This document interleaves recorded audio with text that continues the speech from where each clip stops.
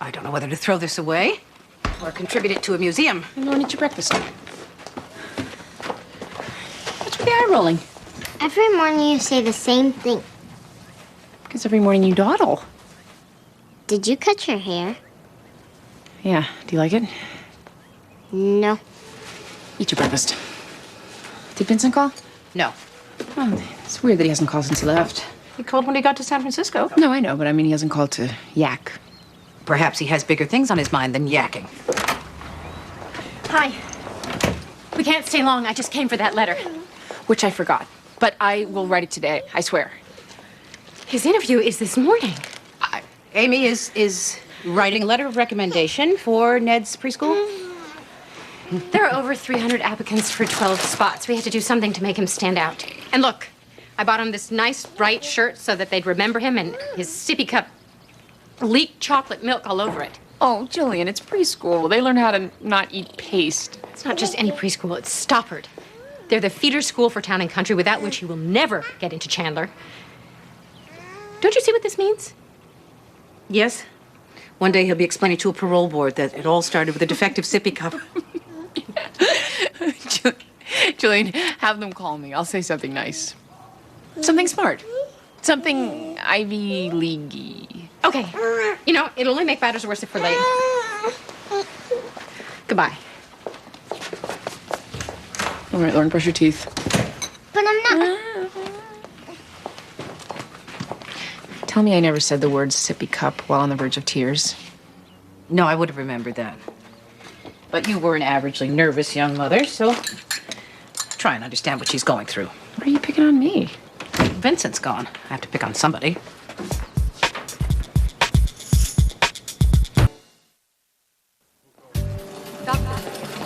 So we found this kid wandering down the highway wearing a big T-shirt and not much else and high on something other than life. Detective, can you be more specific, if not actually professional? It was a Hello Kitty T-shirt. What can I tell you? No ID. I couldn't get anything coherent out of her. She looked about 14, maybe 16, but definitely juvenile, so I called you. Is she talking at all? No, not really. You'll see.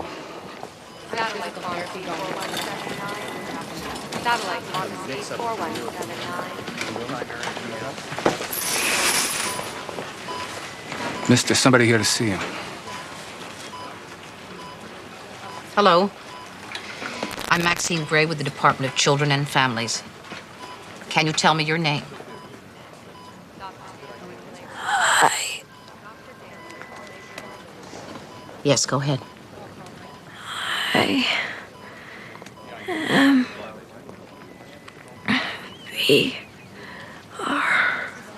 Broglio. That's what she does. She spells. Nonsense words. Imbroglio. Noun. An intricate or difficult situation, usually in a novel or drama. You don't say. Well, look. Here's everything she spelled since I got here. Maybe you can figure out who she is. But aren't you supposed to help me do that? Me? An unprofessional cop with a lousy vocabulary?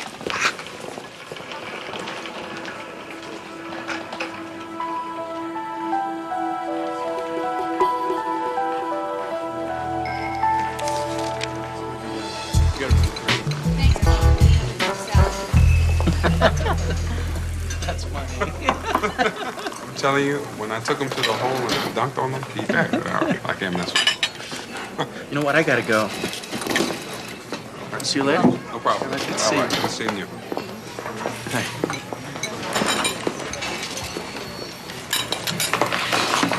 Who was that? A friend. Where's your hair? Where's yours? Answer the question. We used to be engaged. It didn't work out. What's your real question? I don't have a real question. Good. I mean, if you were a girlfriend, I might ask you if your mystery friend was single, but you're not a girlfriend, so that's not appropriate. No, it's not. Why not? I have 3 rules. I don't lend money, I don't touch lettuce, and I don't fix people up. You don't touch lettuce? It's cold, it's wet, it squeaks. I don't have to explain. You have a lot more than 3 rules. Those are the top 3. What about your friend? He's not available. I got them from this guy I know. said they were sleeping pills. I've been having trouble sleeping. The doctor tells me they were morphine-based painkillers. And you took quite a few. They were supposed to be sleeping pills. Why do you think you've been having trouble sleeping?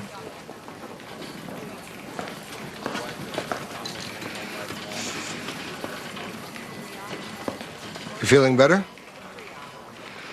I can explain. I certainly hope so. You must be Alice Jane's father. I'm Maxine Gray with the Department of Children and Families. Detective Leon, who found her, called me. I appreciate you sitting with her until I got here. I'm going to find a doctor so I can get you out of here. Mr. Kovac, perhaps we could talk for a moment. Like I said, I appreciate you sitting with her until I got here.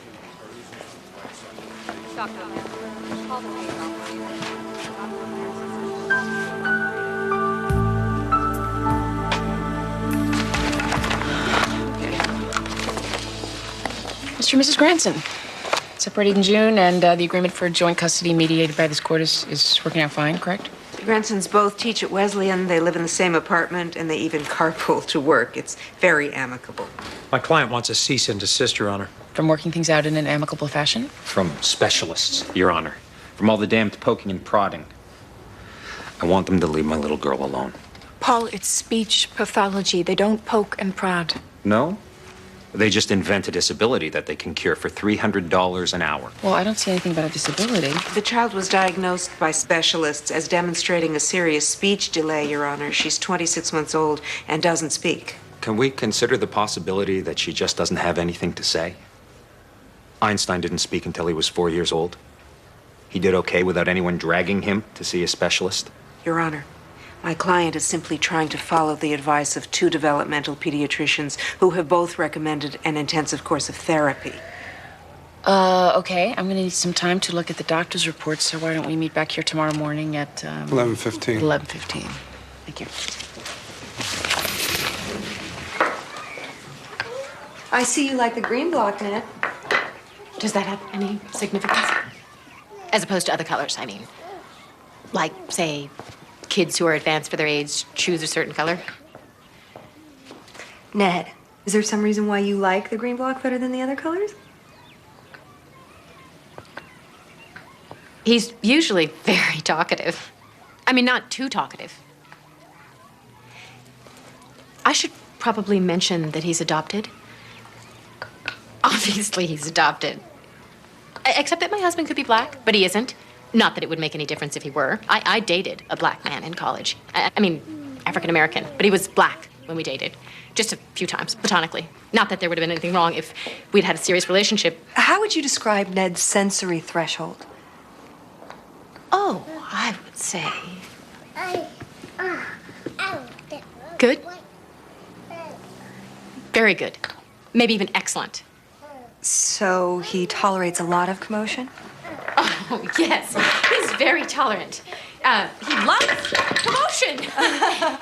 A certain kind of commotion. The kind that you have here.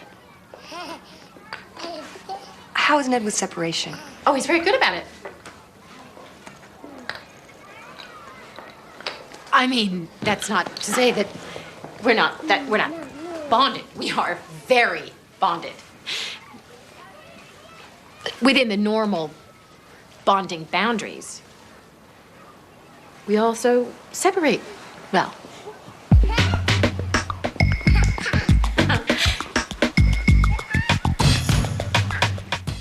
Your Honor, Mrs. Mattingly was observed on several occasions breastfeeding her son in public. Complaints were filed, the police were called, and the child was placed in DCF custody. Wait a minute. Since when is breastfeeding in public a crime? Did I fail to mention that the child in question is 6 years old? We're talking about a normal 6-year-old? As normal as a 6-year-old can be when his mother is still breastfeeding him. Your Honor, the benefits of breastfeeding have been proven beyond debate, including protection against allergies. Yeah, okay. Well, we're not going to start back in the primordial ooze. The question before this court is the appropriateness of breastfeeding a 6-year-old. We think Your Honor will agree with the state that this is just a little too happy of a meal. I'm sorry. I guess Mr. Harcourt thinks this is a joke, Your Honor. I guess he'll think it's funny when the child's immune system is destroyed, or he ends up in a nut house after being ripped from his mother's breasts by men with guns. Oh, okay. Let's tone down the rhetoric, shall we? As Your Honor's no doubt aware, children in other countries are routinely breastfed until they're at least 3 years old, and often well beyond that. As Your Honor is no doubt aware, if I had a 6-year-old sucking on some portion of my anatomy and called it a bonding experience, I'd be arrested. Your Honor! Counsel, approach the bench. Mr. Harcourt, you are going to be arrested right now if you don't knock it off. What is your problem? Your Honor, my desk is piled up like Who Shot Dick with cases that'll rip your guts out. Frankly, I never thought this one would go to trial, so I'm just a little impatient to get to the point where you tell her this is nonsense and we move on to something that matters. Here, you save it. I am the only one in a position to decide what goes on my docket and what pace we go at, Mr. Harcourt. And it just so happens I'm not in a lovely mood today. So both of you better start acting like professionals because it would not take much for me to start throwing people's butts in jail. You got it? Good. Sit down.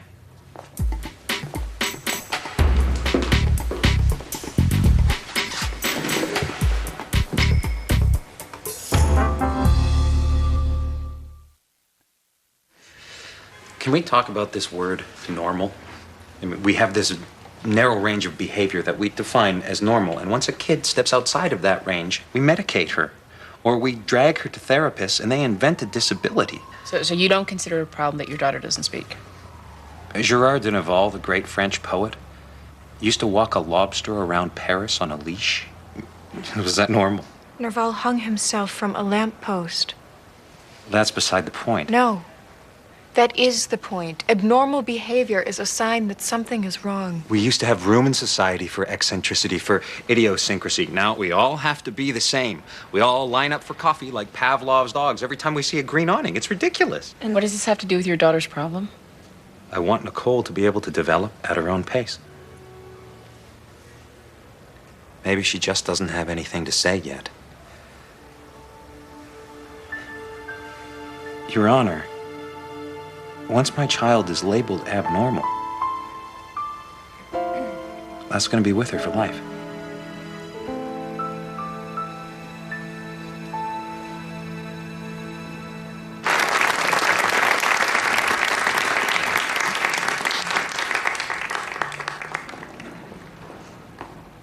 Deliquesce, verb, to melt away or disappear as if by melting. Deliquesce. D-E-L-E-Q-U-E-S-C-E.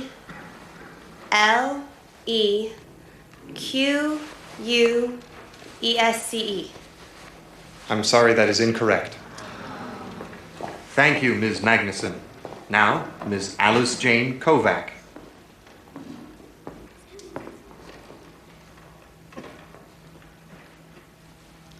The word is exegesis. Noun, a critical explanation of a text.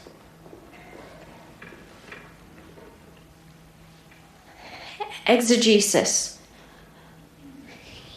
E-X-E.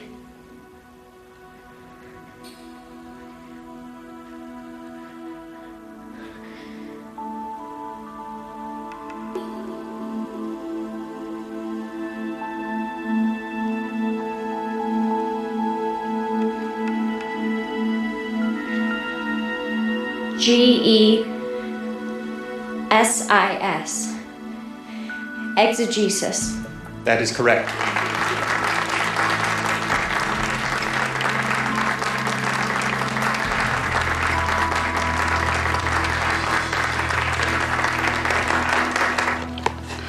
Can we find a new ethnicity of fast food? I'm about chow mein doubt. How is he unavailable? What? Your friend. Larry? Larry. Married, gay, seeing a 22-year-old? I thought you were seeing someone. Didn't work out. Married, gay, or Stu Collins? Is it impossible to keep a secret from you? Yes. Well, I can explain. Please don't. I'm not going to hear you talk garbage about Stu Collins while you're holding out on me with a good-looking friend. Just tell me what his deal is. His deal is his business. And I told you, I know. You don't touch lettuce. Fine. Forget it.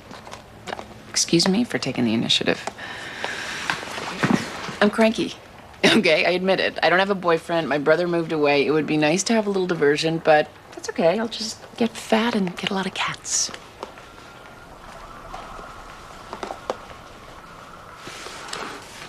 Tell you what, I'm having dinner with him tonight. Why don't you join us? What about your rule? It might be a good time to make an exception.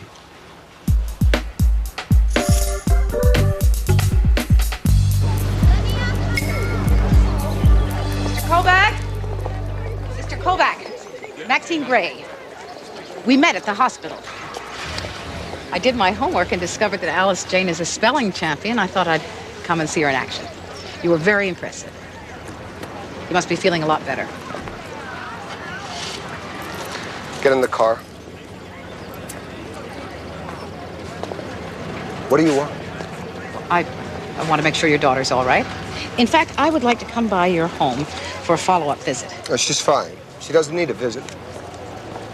Are you aware that when she was delusional in the hospital, all she did was spell words? Lady, my daughter is fine. Leave her alone. Children who are fine do not swallow handfuls of narcotics, nor do they look as if they're about to pass out because they're not sure how to spell the word exegesis. In my personal experience. Perhaps I could follow you to your home. No, you may not.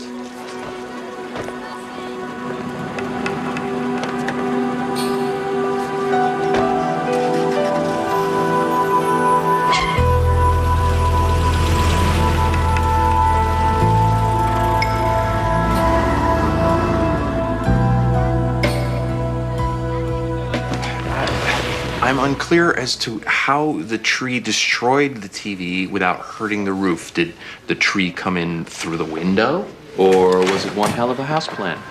I'm gonna have to call you back. Jillian, what's wrong? Those cowards.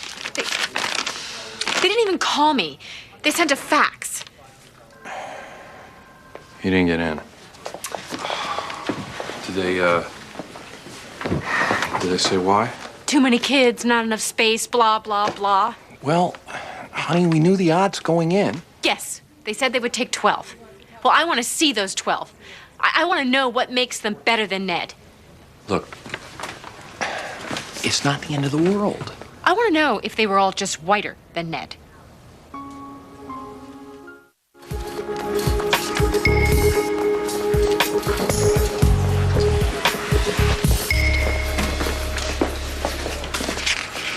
Thank you. Oh, yes, the delightful Mr. Kovac. You know Mr. Kovac? Who do you think wrote War and Peace? I've been dealing with him forever. Well, can you save me some time and give me the highlights? Sure. He's a nut. What do you know about his daughters? Well, he yanked him out of school a few years back to do the homeschooling thing. Now all three of them are nationally ranked spelling bee champs. So he must be doing something right. Perhaps, if you judge by spelling bee trophies. The girls didn't look very happy. Is there a Mrs. Kovac? She disappeared when the girls were young. Claims she ran off. It might have been her only option. Did I mention that the girls didn't look very happy? Did I mention I've already been around the block on this one? I've talked to teachers, I've talked to school nurses, I've talked to neighbors. The guy's a loon, but he never does anything you can pin on him. You're wasting your time.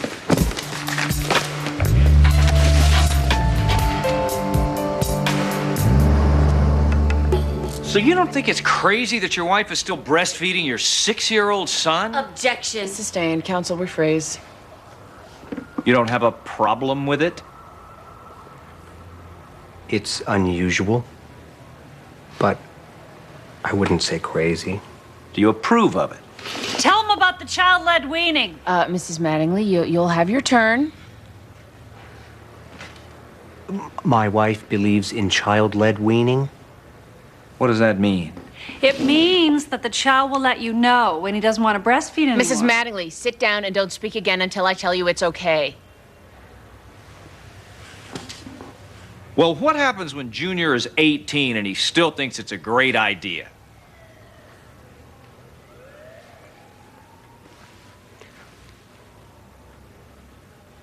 I don't know. Your Honor, that is just a silly question. Counsel, where's the child? Well, we saw no need to subject him to this, Your Honor. Well, I do. What time will they have the child here tomorrow, Mr. Van Exel? 10:30. Good. I'll see everyone at 10:30 in my chambers. No one speak until then.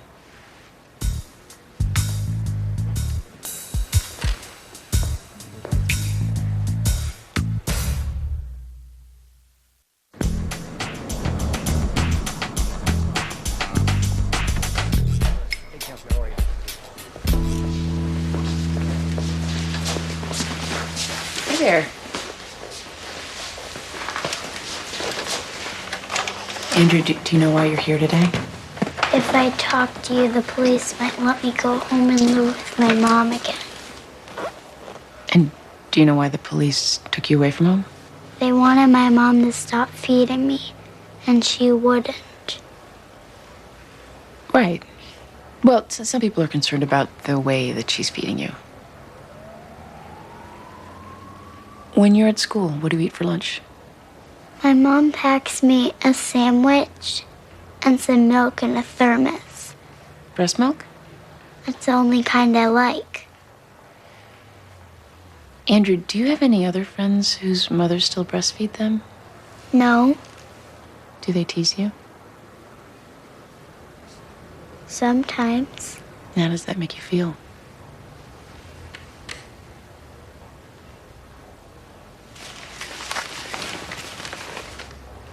Hey, Andrew, I really need to know. How do you feel about your mom breastfeeding you? My mom says it's her favorite time of day. What about you? Is it your favorite time of day? No, I like recess. As you saw in the reports, the doctors have ruled out autism, cerebral palsy, hearing problems, and they say she shows no sign of retardation. And what does that leave? A developmental language disorder which could be corrected with speech therapy. Didn't the doctors mention another possibility? Elective mutism. Which means the child chooses not to speak even though there is nothing wrong. Yes, they say that's possible.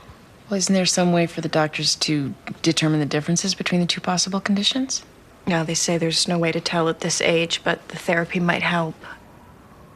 I don't see how it could hurt.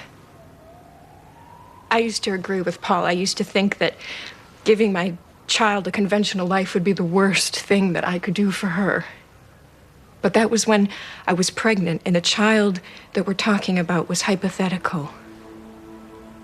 Now I can look at my daughter's face, and I see her pain and frustration.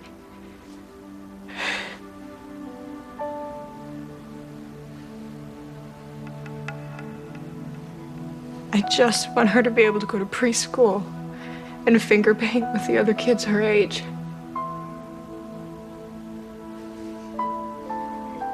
How can that be a bad thing for me to want?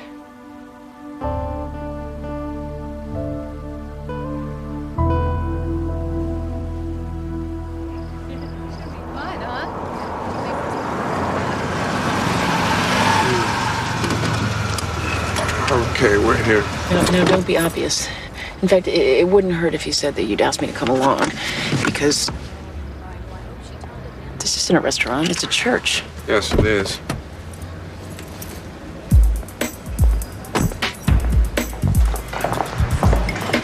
Why are we here? This is where Larry and I are having dinner. It's a potluck thank you dinner for the people that volunteer hours for the food bank. Well, why didn't you tell me it was a church thing? You didn't ask. Oh, no, you do this on purpose. You thought I would like him if I knew he was a church friend. Well, look, just because I don't go to church doesn't mean I'm a godless heathen. Hey, Bruce! Hey. I got your message. It's nice to see you again. So you must be Judge Gray. Amy Gray, meet Larry Montoya. It's nice to finally meet you. I've been hearing about you for a long time. Oh, really? Father Larry? Excuse me, I have to go pretend to care about the liturgical committee. I'll be back. You think you're cute, don't you? I am cute. Here you go. We're on the setup committee, so set up.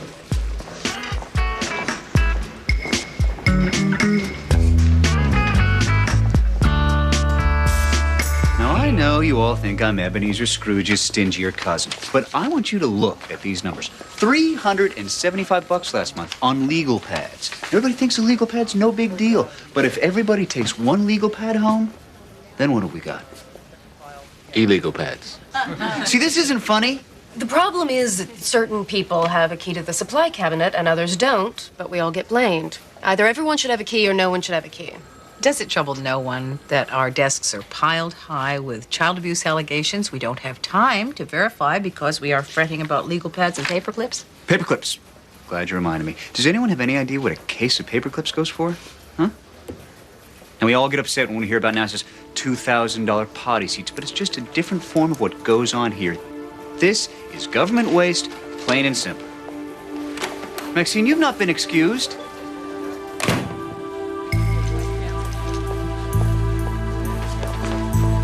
Alice Jane? Please don't make me go back there. All parties are present in the matter of Andrew Mattingly. This is not complicated, folks. Mrs. Mattingly is forcing the family to go along with a practice that clearly makes them uncomfortable. It's one of those cases where the craziest person in the room runs the room because everybody else is walking around on eggshells. Can a judge call me crazy like that? I can't really believe it's necessary for me to put on a black robe and sit behind a big desk to say it's a bad idea to breastfeed a 6-year-old boy, but for some reason it is, so here goes. It's a bad idea to breastfeed a 6-year-old boy in America in the year 2001. Now, I don't care what anyone does in other countries or what anybody did 100 years ago because I don't live there and neither do you. Any questions? Good. We're dismissed.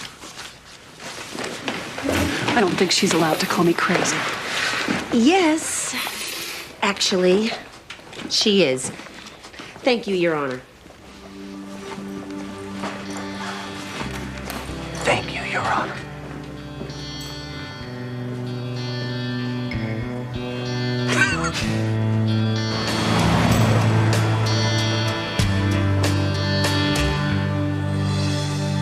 We cannot send her back to that man.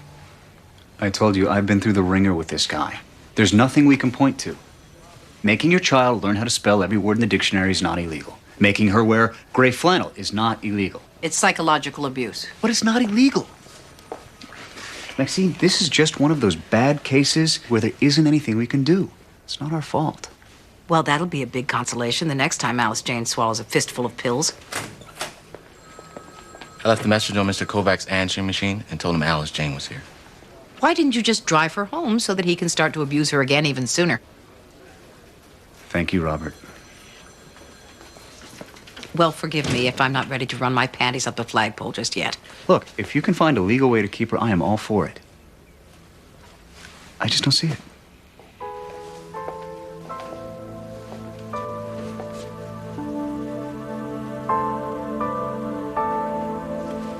Okay, in the matter of... Before you speak. I'm already speaking. In the matter of Nicole Granson, you... Sit down, Mr. Granson.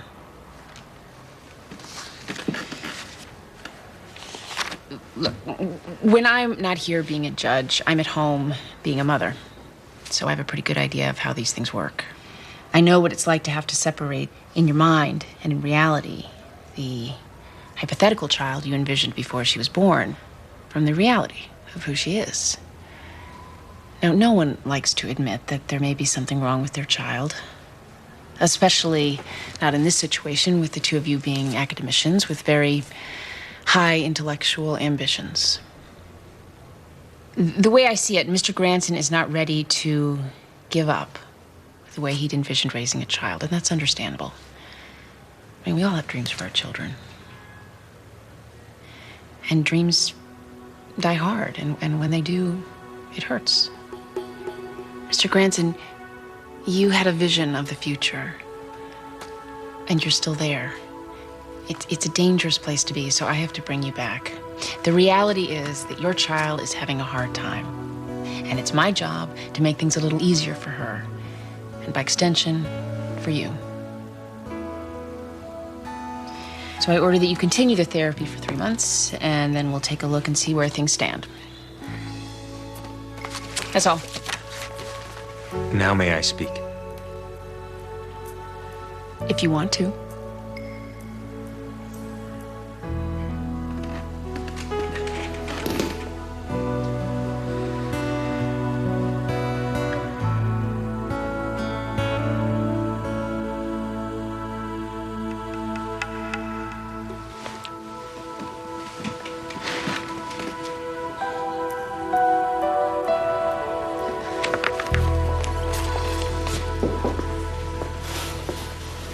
don't believe you called me. I mean, what am I supposed to call him? I'm not Catholic. Do I have to call him? Oh, hi, hold on a minute. Hey, this is Bruce. Judge Gray's returning your call. Okay. Hi. Yeah, well, I got your message, so I thought. Oh, really? Yeah, that would be nice. Today. Sure, yeah, I could juggle some things, but I could do that. Okay, I'll see you there at 1. Bye. He asked me to lunch. Why? He asked you to lunch because he's hungry, and he doesn't want to eat alone. Why me? I have no idea. So it's not like flirting.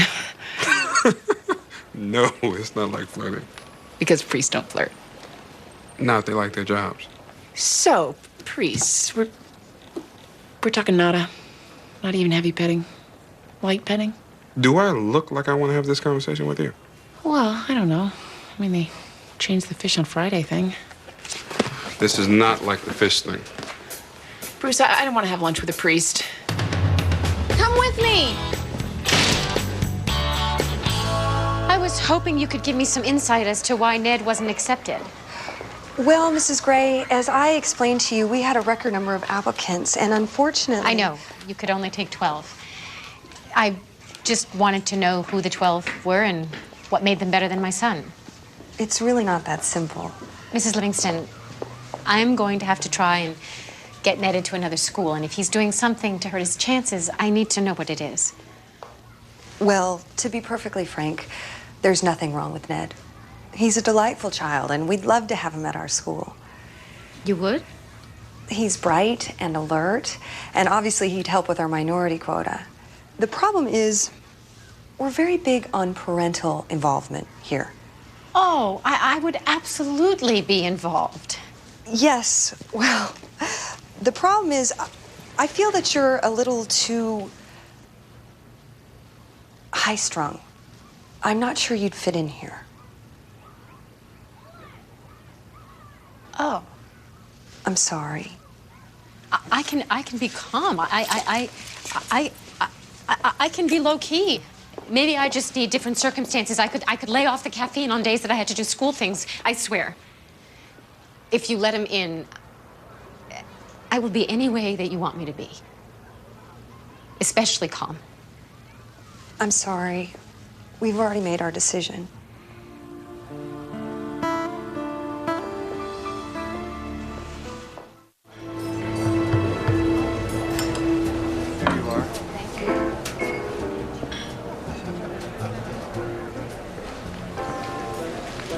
I like your shirt.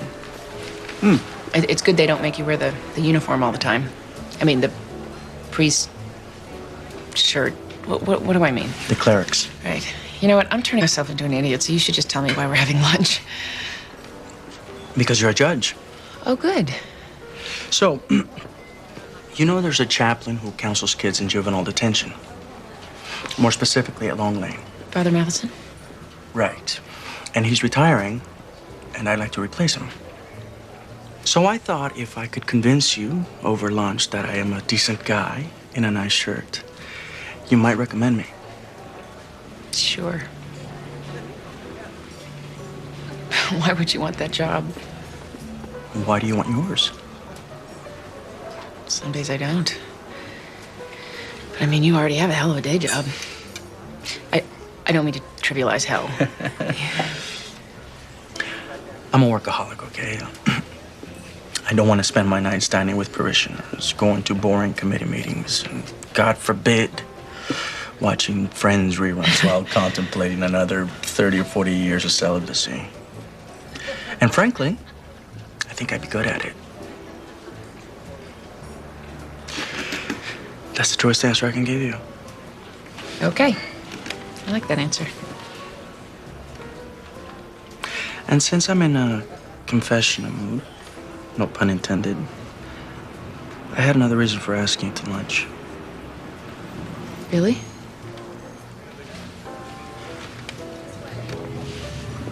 I hope this doesn't sound too, forward.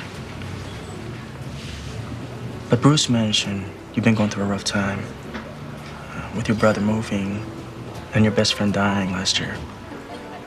I thought you could use someone to talk to.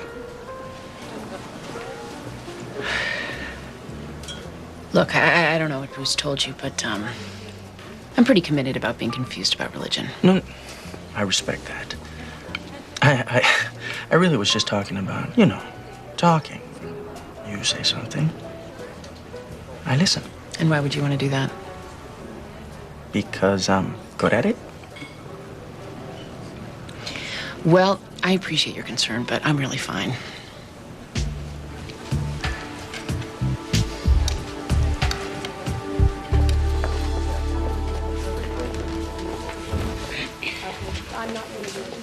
Alice Jane, here's my card in case you ever need anything. Sorry for the trouble. It won't happen again.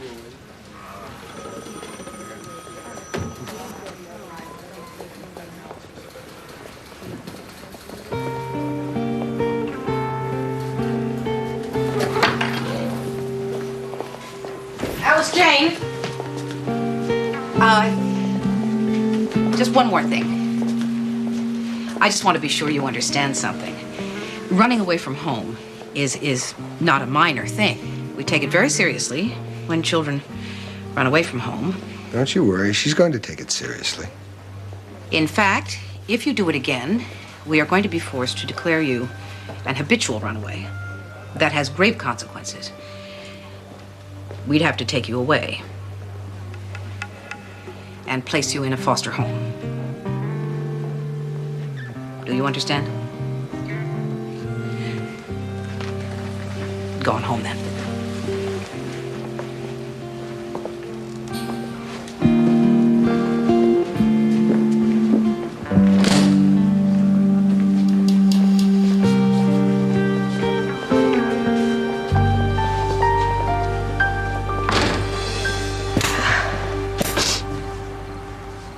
Julian.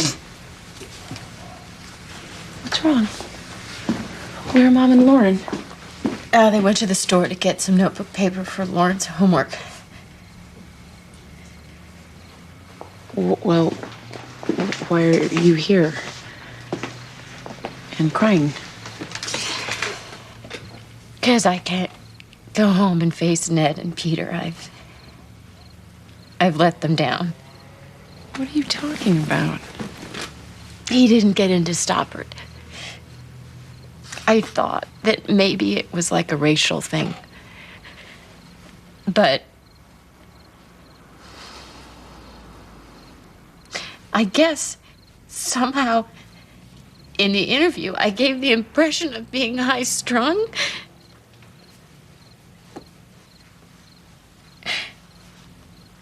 And they don't feel that I'll fit in with the other parents. I told the woman that I could be calm, but she wouldn't listen, and by the time I left, I was very not calm. Well, there are other schools. Stoppard is the best. So he'll go to second best. You don't understand. He's adopted. It's not like that ever slips my mind. I'm raising someone else's child because I thought I could give him a better life. That was my promise, Amy. My promise. And I've already broken it.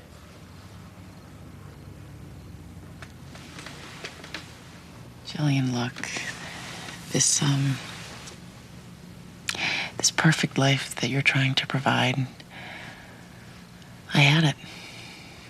I went to all the best schools. I had all the advantages, and look at me. My life is a mess. No, you're just saying that. No, Jillian, my life is a mess. Yeah, I have a great job, but it's not always rewarding. Sometimes it's downright silly. I'm divorced. I can't seem to hold on to a boyfriend for more than 3 weeks. My little brother moved away, so I have no one to complain to. You can't control life. It's like water seeking its own level. Life wants to be a mess. Don't ask me why. I just love him so much. I know. And that's why it's impossible for you to ruin his life.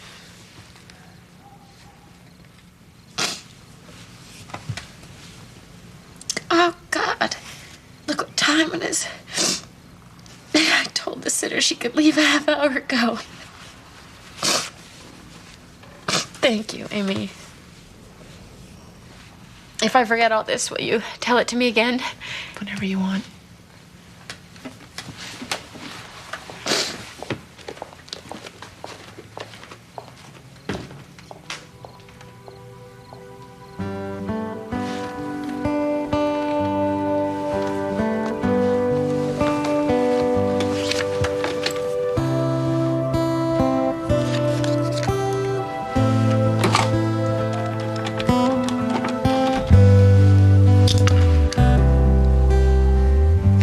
Hello,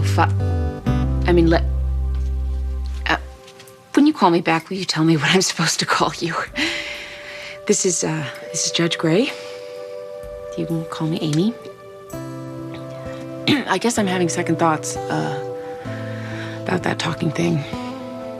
You know, I talk, somebody listens, I magically feel better. Especially that last part.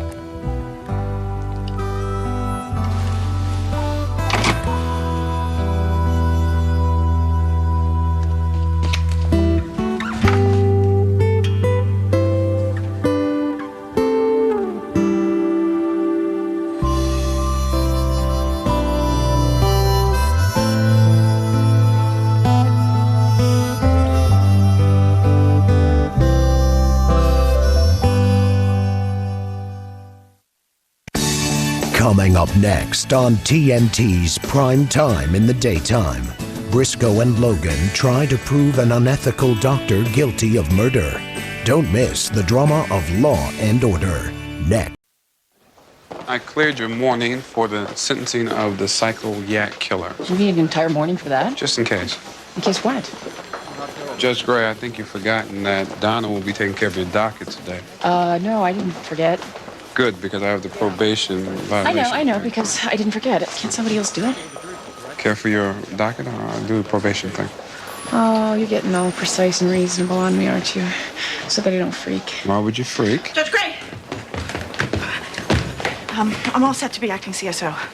I've already interfaced extensively with Bruce. Extensively is right. And I've taken the liberty of making this color-coded schedule so as to keep things running as smoothly as baby oil on brass, which is, very smooth. I have the utmost confidence. Bye. Chop, chop. Judge Gray, if you want to chop, chop, of course.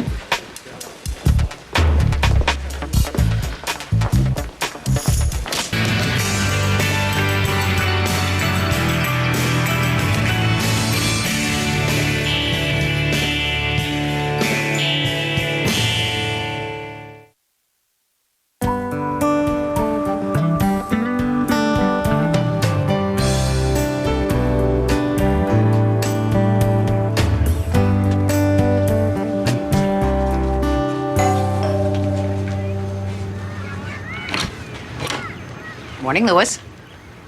Lonnie, it's the heat. I am not the heat. What is that? It doesn't hurt. Maxine, morning. Who is it this time? Duncan. Duncan! What did he do? The school nurse gave us a call. Come on in, if you dare. Come on in. I'm pretty sure I haven't beaten Duncan recently, but you don't have to take my word for it. Duncan! Don't make me count! Apparently he has some kind of a nasty burn on his arm. What's up? The school nurse narked you. I told her it was just a rope burn. You told her what was just a rope burn? That doesn't look like a rope burn to me. It doesn't hurt. What the hell is that? Is that some kind of new way to take drugs or something? I don't take drugs no more. Perhaps Mrs. Gage knows. She had a family emergency in Arizona. We're sort of batching it this week. Lonnie, I need to see another of your boys. Christopher! Front and center! You don't have to call Christopher. Hey, roll up your sleeve. Why? Don't make me count, okay?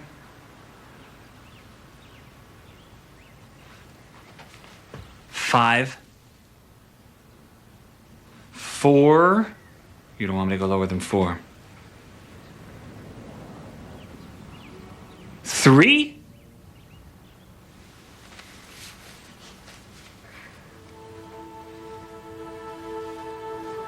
Look, it's just a rope burn. Lonnie, I'm going to have to ask that you bring all of your foster children into DCF.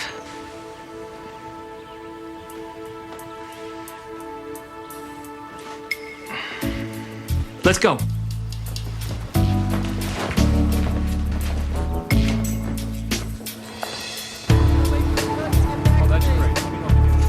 Your Honor, I am Ben Leonard, filing my appearance in lieu of the public defender on behalf of Mike Gamble. Well, good morning, Mr. Leonard. Why would anyone change representation just for a routine sentencing hearing? Your Honor, the public defender let me read the transcripts. I'm up to speed and ready to serve my client. Does this meet with your approval, Mr. Amble? Yeah. Yes, Your Honor. Proper respect. Yes, Your Honor. Your Honor, I'm Chief Attorney for the Sachinif Tribal Council. Mike Gamble is a member of the Sachinif Nation. We would have represented him during the trial, but only became aware of his existence yesterday. Whoa. Excuse me, are you trying to tell me this boy is a Sachinif Indian? Yes, Your Honor. Despite the temptation to profile racially, Mike Gamble was born to a Sachinif father and Caucasian mother on the reservation. His mother died shortly after his birth. His father left the reserve, committed a series of petty drug-related crimes, and died in jail. This is all a matter of public record. As a result, Mike Gamble entered the foster system and became lost to us until yesterday. And who are these gentlemen? They are elders.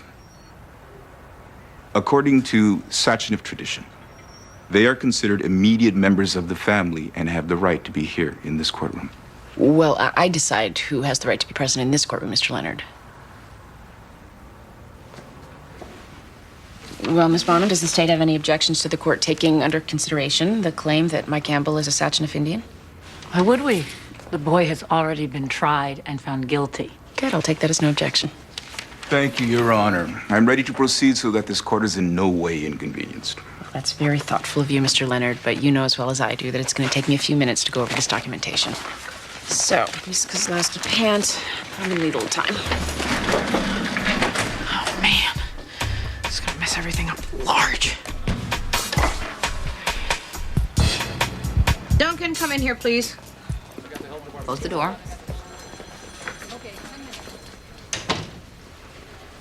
My first concern is to find out if your foster parents are mistreating you in any way. No way, Lonnie's the bomb. Then who is doing this to you? It's just a rope burn. That particular lie is not working for you anymore, Duncan, so either make up something new or tell me the truth. I guess total silence would be a third alternative. You know I'm just going to work my way through all of you until I find the truth. Nobody's gonna say nothing. Even if I remove you from Lonnie's house?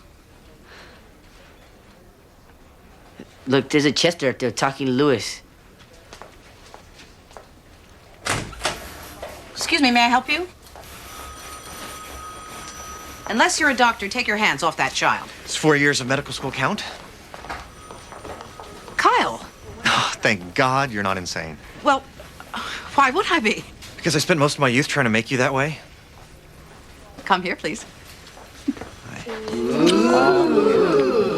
Oh, he's my nephew. I see you're busy. Maybe we can connect later. No, don't go away. You have obligations. Well, they still let me have lunch every once in a while. You want to come back in about 20 minutes? Sure. No, really, Kyle, I do want to have lunch with you. What, do you think I'm just gonna vanish? It's happened before. I will see you at lunch, Aunt Max. Whatever she wants, just give it to her. That's my philosophy.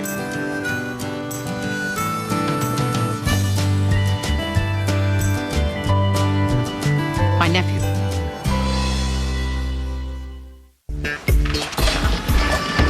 Court is satisfied, technically and legally, that Mike Amble is a member of the Satchniff Band. Thank you, Your Honor.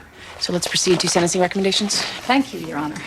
It has been established in this court that in the extreme early hours of October 3rd of this year, Mike Amble did break into Sportsman's Supply and steal a lever-action Marlin Model .336 hunting rifle and a single box of .30-30 ammunition, after which he hitchhiked 50 miles to Bridgeport, climbed a wall into the service yard of the Beardsley Zoo, and proceeded to the yak enclosure where he shot an 18-year-old male yak, fondly known as Zach, 16 times. He was really strong. I will also remind Your Honor of the testimony given by psychiatrist Dr. Susan Barron, stating that in her professional opinion, such an action not only indicates severe mental dysfunction, but is also a harbinger of extreme violence, especially in a case of someone like Mike Amble, who has been repeatedly both physically and sexually abused in the course of his life. The state asks that Mike Amble be placed on a high-security ward at Riverside Psychiatric Hospital. Thank you, Your Honor. Mr. Leonard? Your Honor, we request that you turn Mike Amble over to the Satchniff tribal elders. Mr. Leonard, you're asking that I simply let him go? Why did I bother with such a long argument? Judge Gray? No, Judge Gray, not at all. I'm requesting that you give him to us so that he can face a sentencing circle. A what? Judge Gray? What is it, Miss Kozlowski-Pant? We're gonna have to reconvene later. Why?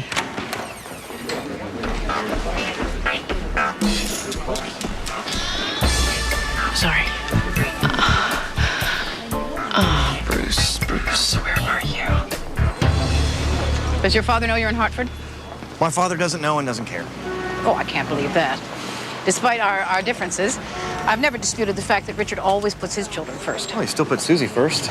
She's a periodontist in New York, has 3 kids, comes to dinner every Sunday with her husband. I'd like to meet him. No, you wouldn't. He's a horse's ass, but we all pretend he isn't.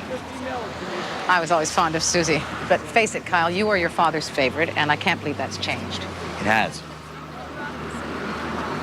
Besides, and don't take this the wrong way, but you really don't know what my father thinks anymore. You haven't spoken to him for 12 years, and a lot can happen in that time. I had very good reasons. I'm not saying you didn't.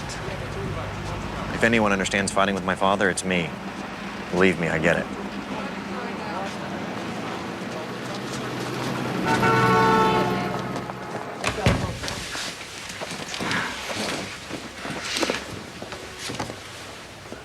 Are you all right? He's fine. Did that happen to you in lockup? No. That's the reason he went into lockup. Conditions of his probation: no fighting, no association with known gang members. He did both. He also put 2 boys in a hospital. Stomped one boy's teeth out. I gave this kid chances in the past, and that's the way he repays me. Your judge put him in the diversionary program. Didn't work out. Can I hear what happened first? Go ahead. Tell him. I got nothing to say. He's got nothing to say. Well, I tell you what. I want that cheek looked at. And I want Samuel cleaned up, make sure he's all right. And I want to see you again. You're making a kind of a big deal of this, aren't you? It's not a complicated situation. No, it's not complicated at all. I'd like Samuel to get his cheek looked at before we proceed. Come on.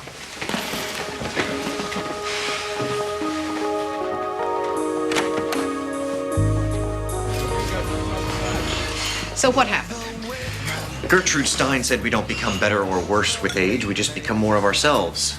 He's who he always was, multiplied by 12. Yes, that's very erudite, Kyle, but I wasn't asking about Richard or Gertrude Stein. What happened to you? I let myself down. And Dad. I did some stupid things, and now I'm paying for them. The last I heard, you were following in his footsteps in medical school. Yeah. Well, his footsteps got a little too difficult for me to follow. I got kicked out of med school.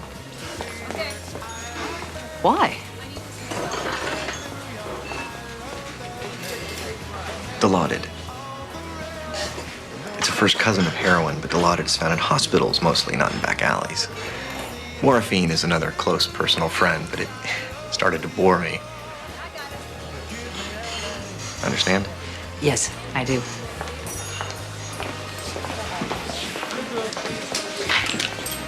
Thank you.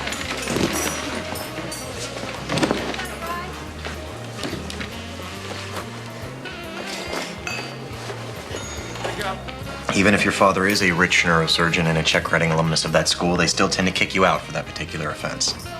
Yes, they do. And like the rest of the dirt-sucking drug addicts, the court orders you to go to rehab. You go for 3 months, and if you're clean and still sane, they thrust you back into the world with a probation officer and threat of prison hanging over your head. That's where I am now.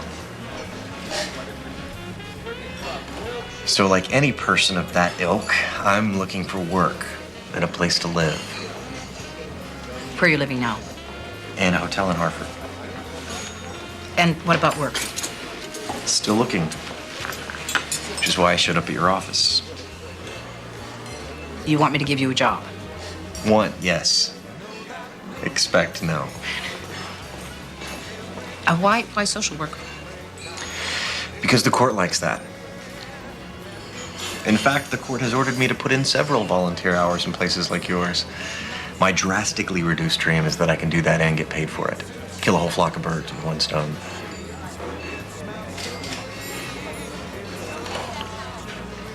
If the answer is grow the hell up, I'll accept that. Either way, it's just good to see you. It's good to see you, too.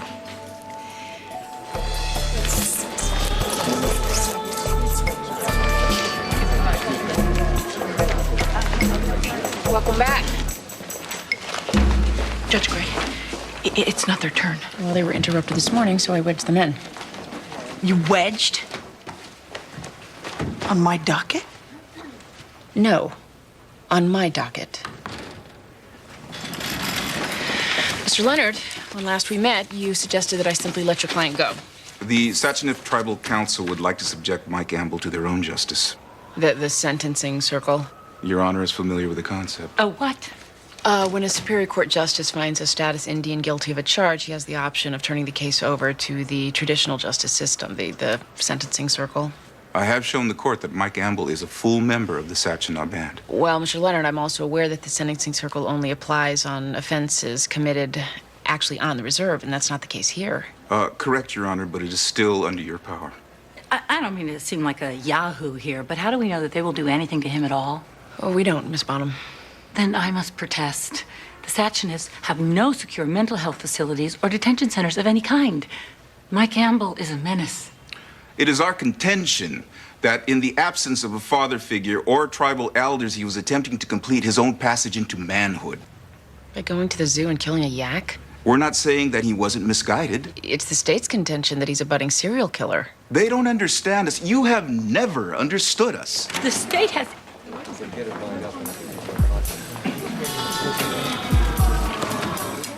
It's their turn, Judge Gray. I guess we'll reconvene tomorrow. What's next?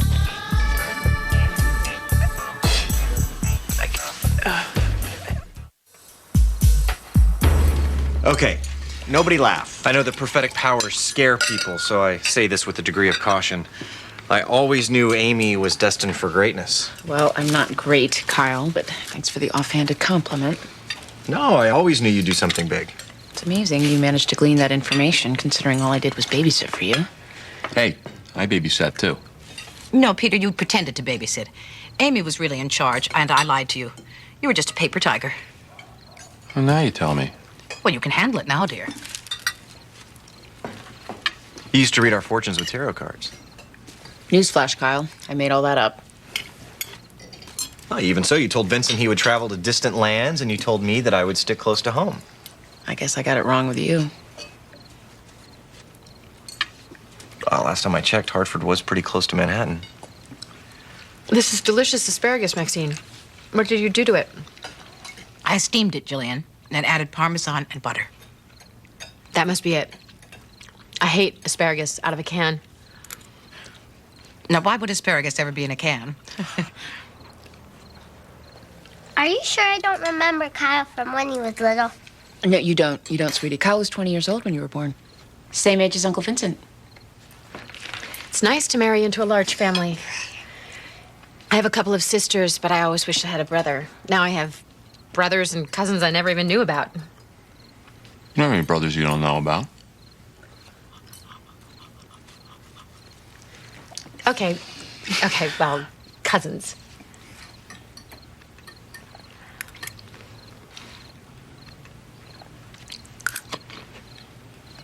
I feel like I remember Kyle. You don't, sweetheart. But that doesn't mean we can't get to know each other now, Lauren. No offense, Kyle, but I really get to say who my daughter will get to know.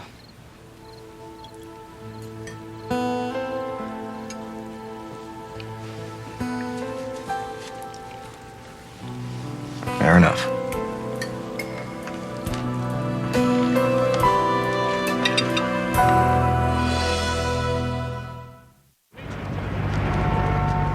I don't understand your confusion. He hung with his homies. He got into a fight. That's 2 violations. What I'm missing, Mr. Smeltzer, is an explanation. They always got explanations. Don't mean a thing. You still a member of a gang? As far as they're concerned. I'm interested in your opinion. My opinion means dick. The boys you fought, they're from your gang? Why were you with them?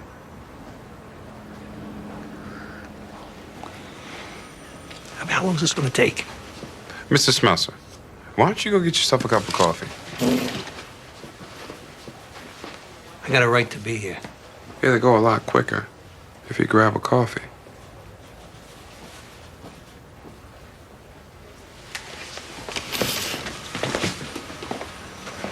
I got my pager.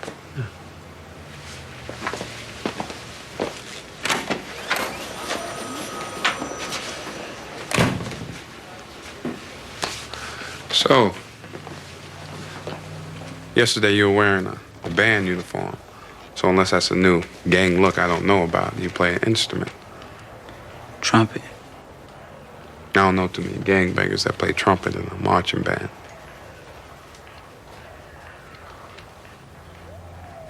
So where's your horn? It's busted. Over somebody's head? Your PO wants to put you back in jail. So? Let him. Who cares? I've done my bit before. I can do it again. You've been doing really well, Samuel. 8 months. Kept your nose clean. Stayed away from your boys. Did whatever it took. If I can, I'd like to keep this little setback from getting back in Judge Gray's courtroom. Look, what I gotta say is, I like the horn. I like that horn a lot. And they're all, what's up, cuz? And I'm on the P, get away from me. They all flossing up in my face. It's a gang. You know what I'm saying? They busted your horn. Pissed me off. I mishandled my temper, so put me in jail. That's how it goes.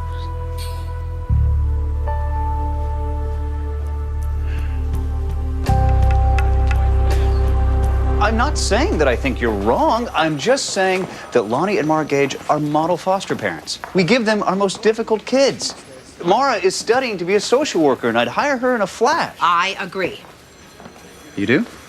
Yes, but I can't just walk away from the signs. Physical injury, the code of silence among the abused. What do you want to do? I was hoping you would decide. Well, I'm flattered that you value my opinion. And after going over the options and considering the alternatives, can I say I don't know? Yes, but you might be disappointed in yourself. And you may even feel that you work for me instead of vice versa. Oh. Here's what I want you to do. Find out what happened, but don't let it be that Lonnie's abusing those kids. Find out something that neither of us in all our wisdom has thought of. Can you do that, Maxine? For you, Sean, anything.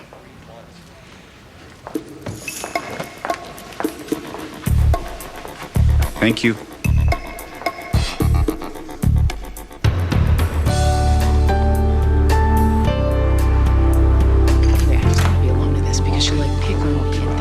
What's going on? Did someone declare a family emergency and forget to invite me? Yeah, you're invited. We were waiting for you. Then there is a family emergency. No, it's not an emergency. It's just a meeting. May I make myself a cup of tea before I hear the nature of it? It might be hard for you to hear. Well, anything other than the spring fashion lineup will be hard for me to hear. Well, we don't like Kyle. Who's we? Me, Peter, Jillian. Is this true? Well, maybe like is too strong a word. We don't trust him. You don't trust him, Jillian? We don't. All right. Why don't we like Kyle? Aside from the fact that he uses his charm for evil? Yes, aside from that. Mom, I know Kyle even better than you do. And frankly, it just seems you and I have different criteria for judging his character. Thank God. Well, you're the one that asked us not to communicate with Uncle Richard and his family. I didn't know why, but for my own reasons, I agreed. That was 12 years ago. And why is it different now? I just need an explanation. No. Why not? Because I said so. That's what you say to children. What's your point? If I'm going to live here and pay rent, then I deserve to have a say. You do have a say, Amy. You just don't have the last word. I do. Well, what about the other family members? What about them? They're worried. They're confused. We owe them an explanation. I would venture to say that you are worried, Amy, and you're even scared. And you've taken that fear like a cookie and broken off little pieces and shared them with Peter and Jillian. That's not true. All right, did you come here of your own accord, or did Amy call a family meeting? Well, sure, Amy called it, but I... That's all I wanted to know. So this is just a problem of my own making. Yeah, that's what I'm saying. I don't know who you are anymore. Well, that's not the end of the world.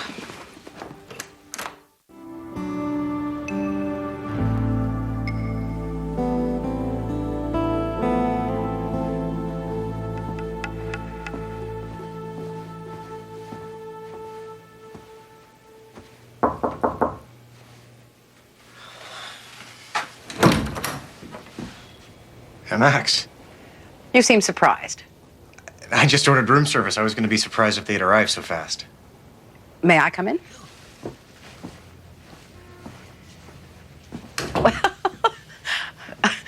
When you said hotel, I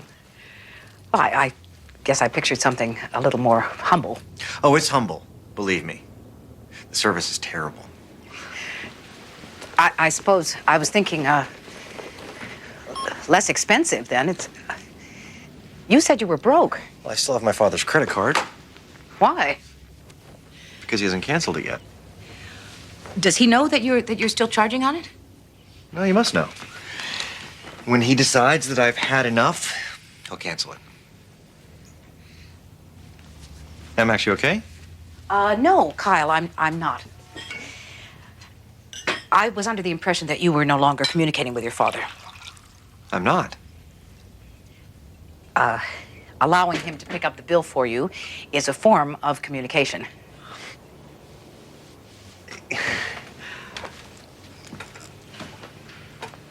I'm sure he'll cut me off any day now. I'm just trying to stay ahead of the curve.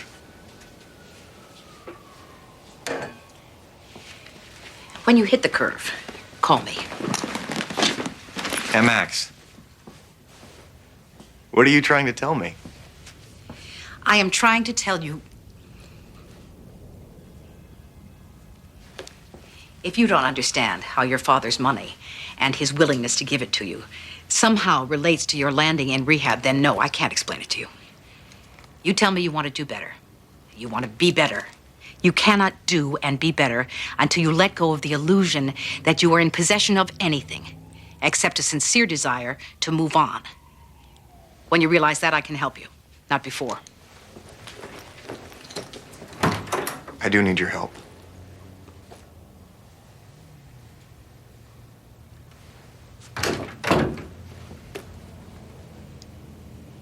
I've been through hell and I have to find a way out. No, Kyle. You've been through purgatory, maybe. Hell is you're a child with cigarette burns on your genitals because your mother never wanted you. Hell is simply not a five-star hotel. It's not my fault. I don't know what hell looks like.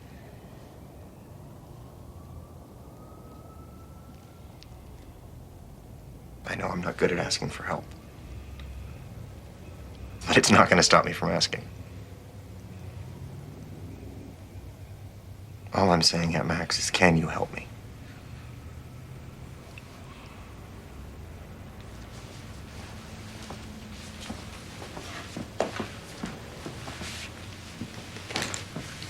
Every day I see abused children who have forgotten how decent people live. Or they never knew.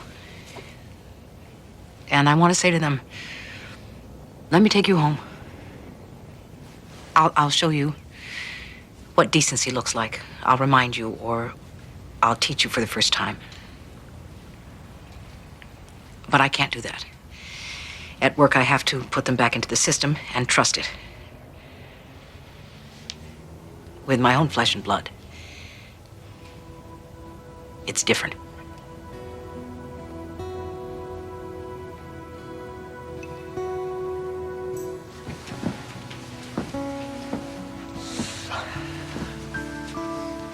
So what are the conditions? In rehab, they taught us all about conditions. No financial help from your father. You pull your weight, you pay rent.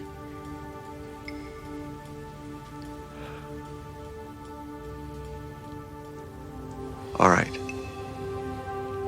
And you abide by my rules. Do you have a lot of them? Oh, my, yes. Okay.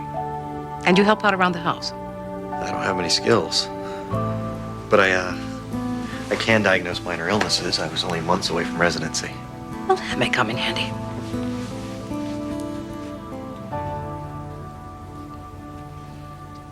You know that child that you were looking at when you found me at DCF? The one with the infected abrasion? Is that what it is? It's an abrasion. Not a bad one. Not a burn. It's more like an Indian burn. That's what we called it in the old days. We also called it a suck test. A suck test. Yes, one kid rubs another kid's arm until he says stop. When you say stop, you're a suck. A weenie. I see. Yeah. We also played chicken on the railroad tracks. Boys are not the smarter of the species. Room service.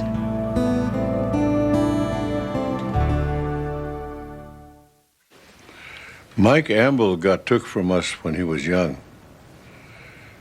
We wasn't allowed to finish making him before his father stole him away to the world. So you don't dispute Mike's guilt? No.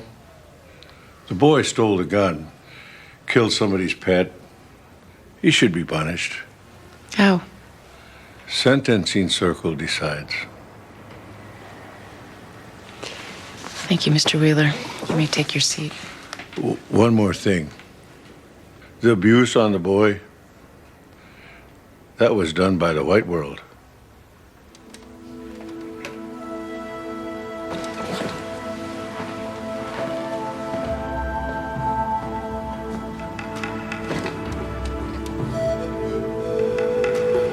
If there wasn't a social worker here right now, I'd call you a bunch of idiotic, brain-dead morons. Lonnie, I am here. Yeah. You know, it is one thing to prove bravery by marking yourself, stupid as that is, but to do it and keep it a secret in a manner which reflects badly on me? Lonnie. All right, yes, all right. It's got to stop, fellas. Right now. Because Maxine's ready to take you to an even worse home, with an even earlier bedtime and stricter rules about computer games. You got it? Hey, you got it? Yes.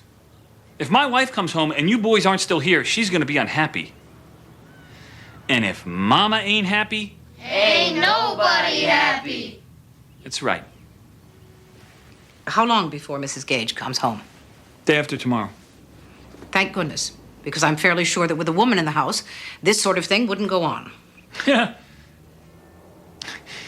Christopher's the bravest? Little Christopher, who has to sleep with the lights on, for God's sakes. You're the toughest. He's the toughest. Christopher. Lonnie. Right, no, you're right, you're right. Your Honor, the state should know how a sentencing circle works. In effect, Mike Gamble and the elders and any interested party sit in a large circle and discuss the matter. That way, a consensus is reached on what punishment might be appropriate. It's not punishment the boy needs. It's help for a dangerous mental problem. Well, Mr. Leonard, you maintain that Mike Gamble is a member of the Sachinov tribe. The elders accept him as such. I would like to hear what Mike Gamble thinks. After all these years, I'm not sure Mike Gamble knows just what he is. Mr. Gamble, would you please stand up? These men claim you as a native Sachinov. I know. Do you feel like a Sachinov Indian? I don't really know what a Sachinov Indian feels like. Your Honor, Mr. Leonard, you have been a very effective and articulate spokesman for your people. You've done the best you can. Now sit down. When you were in the foster home, did you ever tell people you were an Indian? No. I never told nobody nothing. White people talk too much. You don't think of yourself as a white person? If I see myself, I know I look white, but in the dark or with my eyes closed, I know I'm not. Sometimes I smell wood smoke. Helps me remember. Remember what? Home.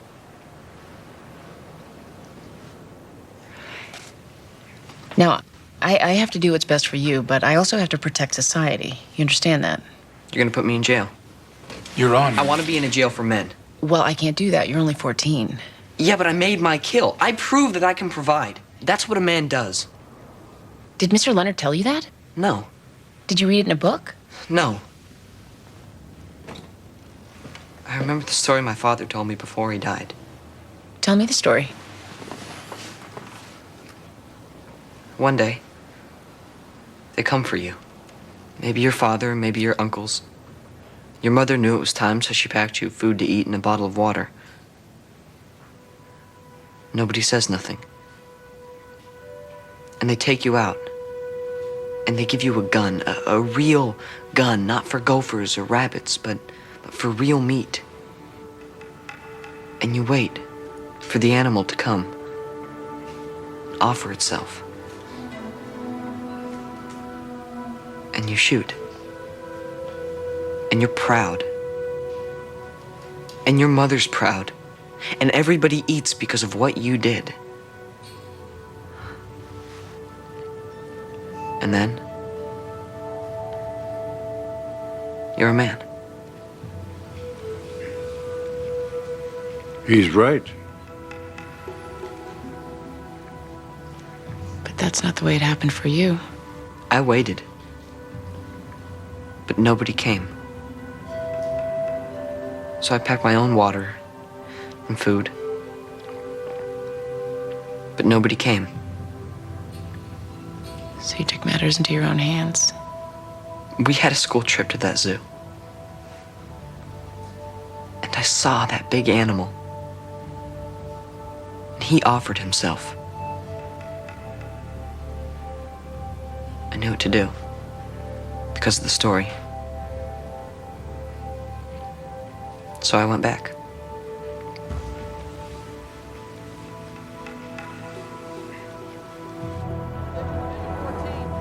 The way I see it, there were extenuating circumstances, and Samuel deserves a break. That's crap. Of course, it's your prerogative to insist this goes back before Judge Gray. Good. I'll take my chances with her. Get up. However, you might want to consider the political temperament of the times. What it looks like for a white PO to bounce an African-American kid so hard. Son of a bitch. I never expect you to come right out and say it. You're careful, Mr. Smelser. But you're a bigot. I know it. Samuel knows it. And so do you.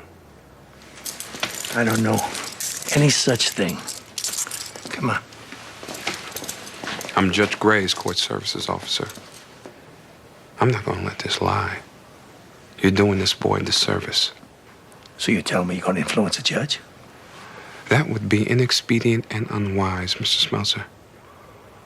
I think if you decide to mess with me, you'll find I'm neither of those things.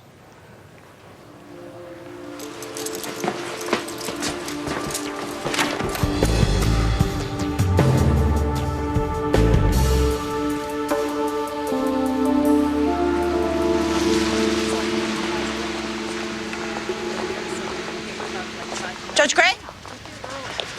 Judge Gray! That didn't go so badly, did it? Are you kidding? Yeah. You might have noticed some of the transitions were a little rocky. Donna,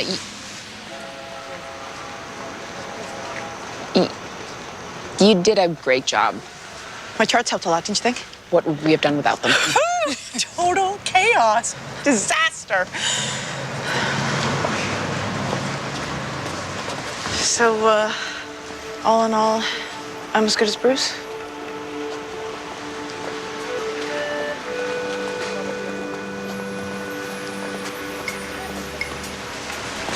Judge Gray? I said, all in all, I'm just as good as Bruce? Yeah. Okay. Gotcha. Well, room for improvement there. I'm not daunted. Always room for improvement. Good night, Judge Gray. Good night, Donna.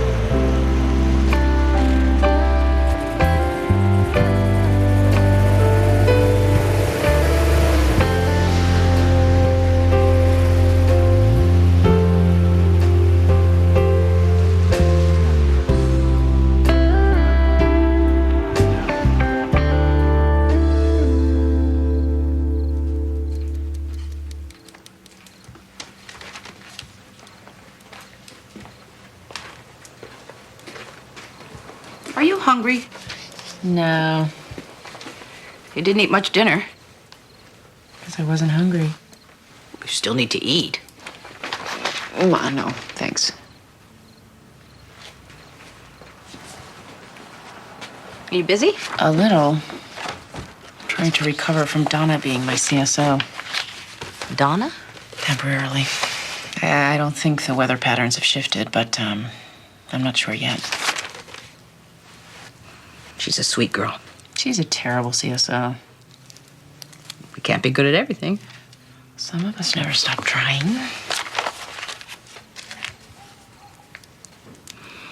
Kyle is coming to stay with us. What? Well, not forever, just for a little while. Why are you doing this? He's my nephew. He needs help, and I'm going to give it to him. Why does he need help? It's a long story. I have time. No, you don't. Not if you're working tonight. Hey, Mom. I live here. I pay rent to live here. So I think I deserve to know why we're taking in a boarder who is also, in his spare time, an ass. Amy, I am still your mother. I still make the best decisions, and if you don't like it, then call your local real estate agent. I just want to be heard. You have been heard and overruled by a wiser authority. Someday you'll thank me. I hate when you say that. I know, but it's true. I hate that you think you are always right. I know, but I am. Fine, but you're also mean and you scare me.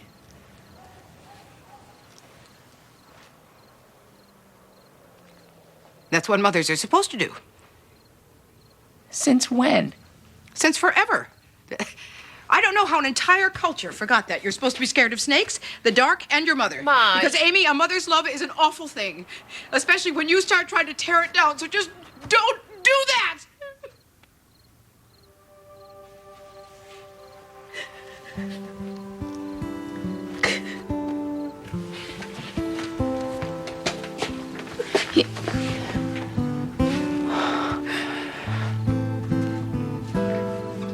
want a dumb mother. Too late. I'm gonna make you some soup. You need to eat.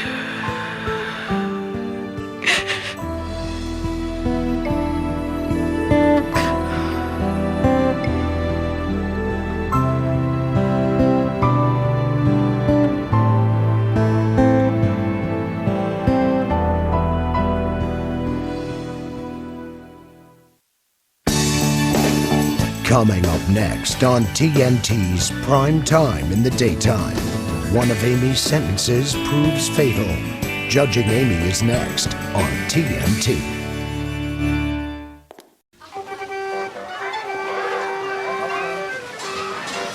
I don't suppose I can get a salad here. They have salads over there in those little boxes, see? But you won't get a toy. You never get a toy when you eat a salad. One of life's many lessons. Welcome to Giggle Burger. Can I take your order? It's Cousin Kyle. Yes, it is. You work at Giggle Burger? Wow. Well, someone said I needed to be self-sufficient and free of encumbrances. What can I get you, ladies? I'd like a cheeseburger buddy meal with an orange soda. Maxine? A cup of coffee. Fine. I will just press the little pictures of what you want, and Mr. Register will tell me how much to ask for. $6.23. Would you like a cherry pie? Mr. Register is also prompting me to ask if I can strong-arm you into a cherry pie. No, thank you. Mr. Register is telling me to fork over $3.77, and we always do what Mr. Register tells us to. I'll get your food. What did I tell you about not following the customer interface script? You said it was a bad thing. Darn right it's a bad thing, and I just heard you not following it. A thing like that impacts this unit's service uniformity rating, and I won't let that happen. Not on my watch. Desmond, just let me get the little girl her hamburger and choking hazard.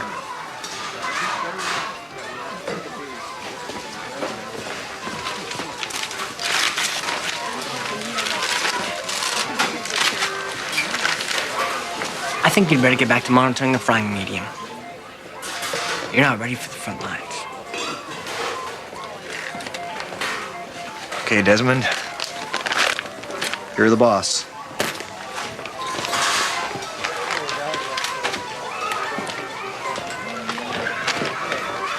Thank you for coming to Giggle Burger. You're welcome.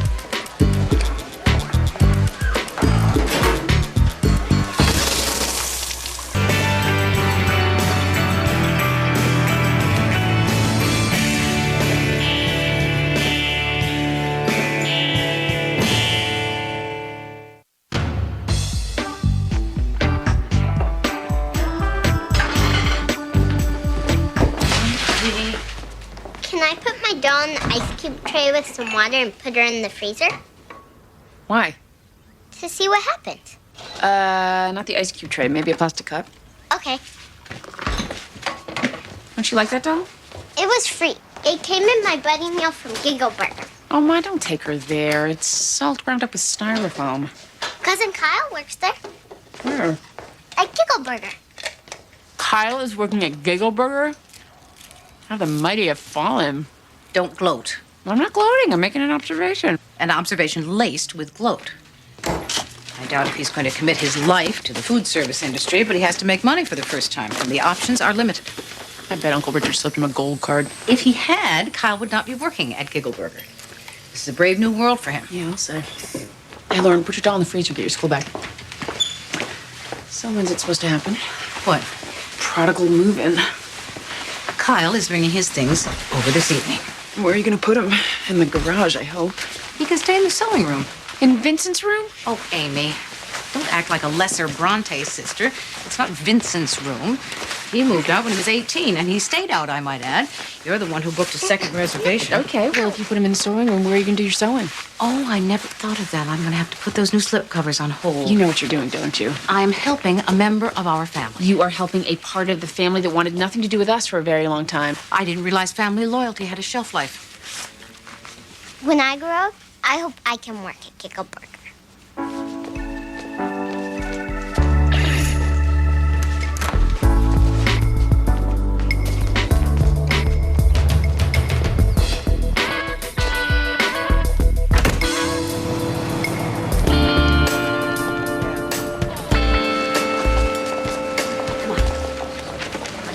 In the matter of Gordon Newhouse, what we need to do is get Gordon back in school, and that's what's going to happen tomorrow morning. 6 months supervision, a condition of which is there be no unexcused absences. What about my constitutional rights? Gordon, I'm a big booster of the Constitution. Ask anyone. But your constitutional rights do not cover you for cutting school, hopping a train to New York, and auditioning for a Broadway musical. You are condemning me to regional theater. Would you like something more dramatic than supervision? Thank you, Judge Gray. Next.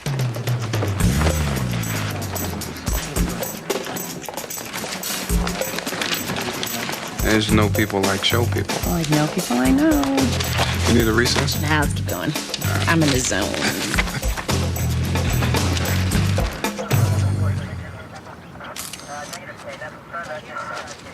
Oh, excuse me. Hello, Maxine. Hello, Shelley. I know DCF always shows up on these calls, but I wasn't expecting you. Luck of the draw. It's good to see you. Under the circumstances. What happened here? Section of the water main broke, undermining part of the wall. DPW started repairs when they found the skeleton. Under the wall? Under the wall. What about the people who live in this house? The Loomis sisters. They don't know anything about this. Really? What do we know? Well, we have the skeletal remains of what appears to be an infant. The right arm appears to be broken, but that could have happened when they started digging. We won't know for sure about that or the sex or the age until the ME makes an examination. But we do know the remains have been underground for a good long time. How do you know that? Well, look at the wall. It's been here a while. Do we have any idea when the wall was built? November 26th, 1963. They started it before President Kennedy was killed, and then they couldn't finish it until after the funeral. Was it a child or a baby? Can you tell? It appears to be an infant. My name is Maxine Gray. I'm with the Department of Children and Families. I assume you've met Detective Tran? I'm Celia Loomis, and these are my sisters Allison and Violet. How long have you lived in this house? Oh, our father built the house in 1931. Allison was born in our parents' bedroom upstairs. Do any of you have any idea who this baby might be, or who had access to your property during that week of November? No. What about the workers who put up the wall? The wall was built by a man named Mr. Carone and his 2 sons. Well, Mr. Carone is dead. We don't know about his sons. How long will it be before you can clear all this away? I'm sure you understand we'd like to get everything back to normal as quickly as possible.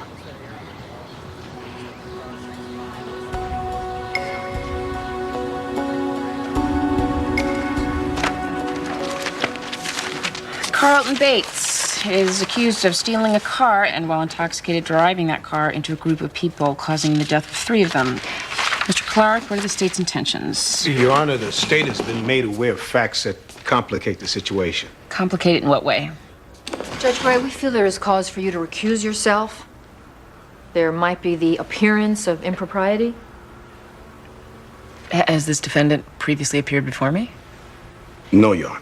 Then what kind of impropriety are we talking about here? You don't know the defendant, Judge Gray. You know the victims. You're referring to Albert Penny, Michael Grunwald, and Cooper Deakins? Yes, Your Honor. Penny Grunwald Deakins. Penny Grunwald Deakins. I don't seem to... They appeared before you and you sentenced them. I did? Yes, Your Honor. Records show you sentenced them separately to the Connecticut Alternative to Incarceration program. They were performing community service, cleaning up a shoulder on a stretch of county road. That's how they came to be there when Mr. Bates crashed the stolen car into them.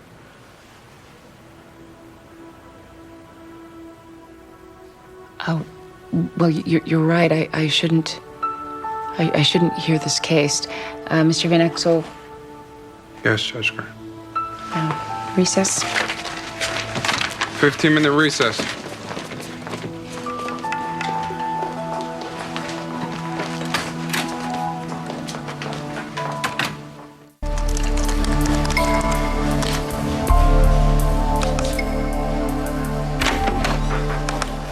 Help me find them. Defense did that already. You didn't have to recuse yourself, not on these grounds. I know that. Then why did you? Deacons, malicious mischief, destruction of public property, Grunwald, probation violation, third violation, Kennedy, public intoxication, second offense. I don't remember them. Do you remember them? No, I don't remember them. Did you look? I looked. Offenses like this, kids like these, they're the volume business around here. You know that. I know, but look at the dates. It's all within the last 3 months. I should be able to remember back that far. If you remembered anything, it'd be the cases, not their names or what they look like. They were in the room with you 15 minutes tops, probably less. I should be able to remember 3 kids I sentenced less than 3 months ago. Judge Gray, that's dangerously close to saying you should have known what would happen to them. I want to know more about the program. The AIC. Yeah, the Alternative to Incarceration Center. I want to know if there's been any other problems. I want to know what steps they take to keep these kids safe. I want to talk to somebody responsible. And if there's anything wrong with the program, steps must be taken, actions initiated. There's nothing wrong with the program. How do you know that for sure? I'm the one who brought the program to Your Honor's attention. You were unaware of it until I told you. I guess you didn't remember that either. I'll get the program director on the phone. Back in 8. The docket's pretty full.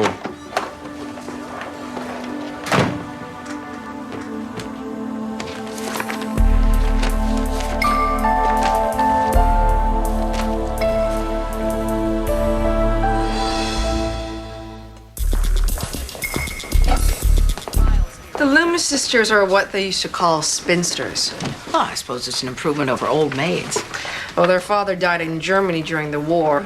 They stayed with their mother until she died in '92.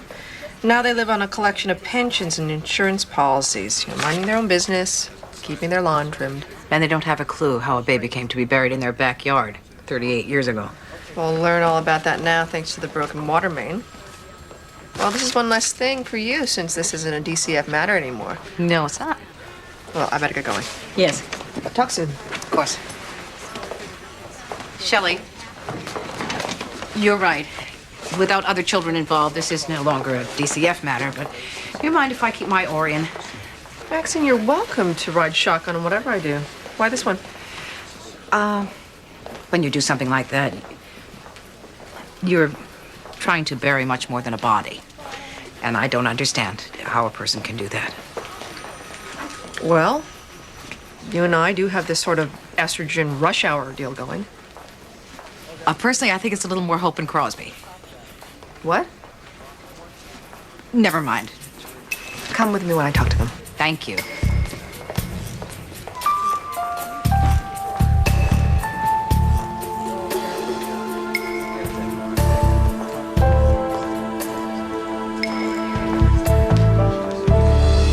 The state is seeking custody of 2-year-old Zach Cathcart. I have a petition against Mr. and Mrs. Roger Cathcart charging neglect and endangerment of their son. Mr. Petrie, begin the process, please. Your Honor, on the 15th of last month, Mr. and Mrs. Cathcart took their toddler son, Zach, to the Criskin Skydiving School located at the Groton, New London Airport, where the baby was taken on board a small plane. The airplane containing the Cathcarts took off, and after achieving an altitude of 12,000 feet, Mr. Cathcart, his baby strapped to his chest, jumped from the aircraft and parachuted back to Earth. Would I be correct to assume there was no pressing need to exit the aircraft in that fashion? You would be correct, Your Honor. They did it for fun. Mrs. Cathcart jumped as well, carrying a video camera with which she photographed the abuse of her son. I object to the portrayal of a recognized sport as abuse, Your Honor. The state doesn't challenge the right of adults to jump out of airplanes whenever the fancy strikes them. But when a child of 2 is tossed into the sky 2 miles up, abuse hardly seems adequate description. He wasn't tossed. No one was tossed. Mr. Cathcart, this is not the part where you speak. Mr. Petrie? Your Honor, the state feels at the very least that the Cathcart should be prevented from endangering Zach in this manner. And lacking assurances of that, more severe action should be taken to protect the minor child. Mr. Bradshaw? Judge Gray, Roger, and Elaine Cathcart are loving and caring parents who wish to share their active life with their son and instill in him what they hope will be a lifelong appreciation of all manner of physical challenge. Now, while amateurs, they are not novices, and they take all appropriate safety measures whenever they involve their son in their activities. There have been other incidents? Incidents has a rather pejorative cast to it, Your Honor. I'd prefer the word adventures. How many adventures are we talking about here? The state has restricted itself to the skydiving afternoon. Well, that's fine for the state, but I'm still curious. The Cathcarts have enjoyed activities such as rock climbing, hang gliding, river rafting, all of which I'm sure Your Honor would agree are healthy and character building. The Cathcarts welcome this opportunity to explain their choices to the court. And the court is anxious to hear them, which will happen tomorrow at 10:30, 45... 11. At 11 o'clock. Thank you, Your Honor.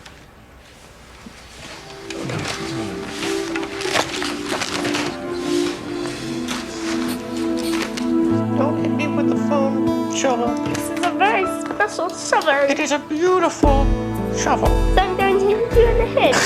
Put the head, not in the head! Not in the head! I put one of these in the freezer today. Yeah? What happened? It froze. I used to do that with my army men. Really? Great minds think alike. Hello. Hi, Mommy. Cousin Kyle's here. Yeah, so I see. Kyle. Amy? 3 suitcases, 1 backpack, and 2 boxes. Is that all he brought? It's a short-term arrangement, Peter. Okay. Is that all he has? Awful lot of stuff on the stairs. I don't know where I think he's gonna put it all. Hey, Amy. Hey, Julian. I was just saying that I thought he'd have more, you know, considering. Considering what? Considering what he's used to. Well, he's gonna have to get used to something very different now. Bad chance of that. You don't believe people can change? Well, no. I think you can take the boy off the polo pony, but you can't take the polo pony out from under the boy. Well, I see your point. Peter, grab something besides your son. Help me. Amy, I think it's a bad idea, Kyle, moving in. Moving in or moving into Vincent's room? Moving in. If he's supposed to be making it on his own, if those are the conditions, then he should make it on his own. Those are the conditions. Well, it doesn't mean that he has to be alone. You could make things a good deal more pleasant for everyone involved by giving your cousin a few inches of slack. He said a lifetime of slack. Well, you haven't exactly been the poor little match girl yourself. I can't help but notice that you are always defending him. Because you are always attacking. Frankly, I find your reaction grossly disproportionate. Oh, yeah? Yeah. That's enough. Amy, any more parsley, it'll look like a pudding green.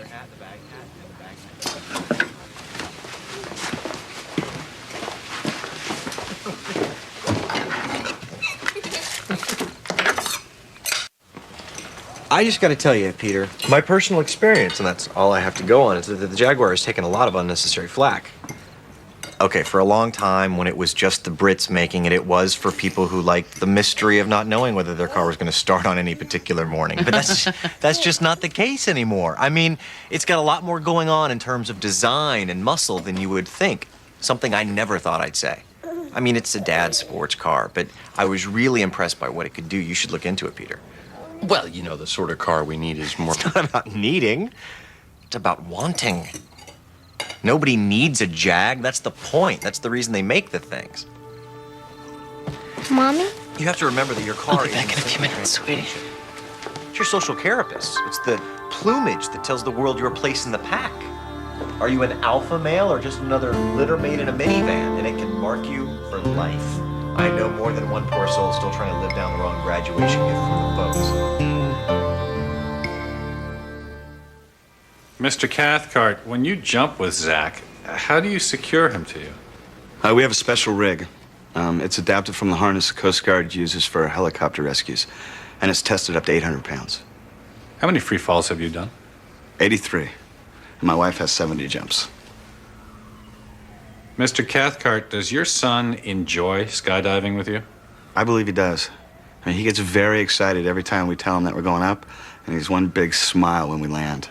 And every time he sees an airplane flying over, he reaches for it. He reaches for the sky. We think it's great. Thank you. Your Honor. Mr. Petrie? Mr. Cathcart, how many people were killed in skydiving accidents last year? Fewer, I think, than were killed walking across the street in front of this building. Your Honor.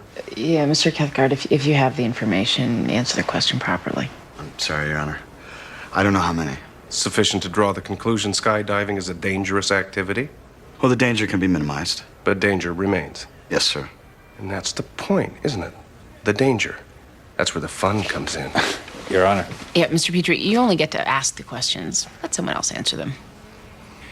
Mr. Cathcart, do you currently carry life insurance? No.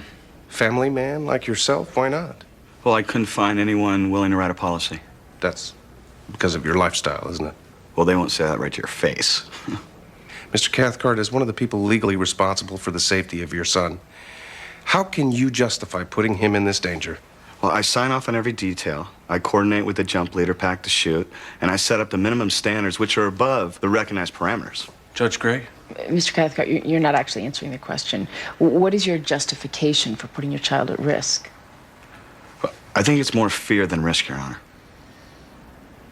I require an answer. I am answering, but you don't want an answer. You don't want me to justify, you want me to apologize, and I'm not going to do that. Apologize for what? For wanting my son to be unafraid. The world has gotten all flabby and thick, and it's filled with frightened people out there willing to give up everything in order to be safe. There has to be more than being safe. And if Zach doesn't learn about the rush and the roar of things from us, who's he going to learn it from? The most important thing that I can give my son, Your Honor, is the habit of living instead of watching. I'm not going to apologize for that. Any other questions, Mr. Petrie? No, Your Honor. Thank you, Mr. Cathcart. You may step down.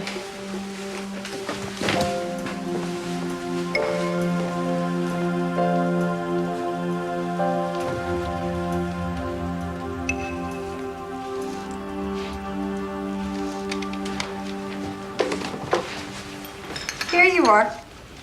Homemade? No, from a box. But they look better on a plate. Should never serve guests from a box.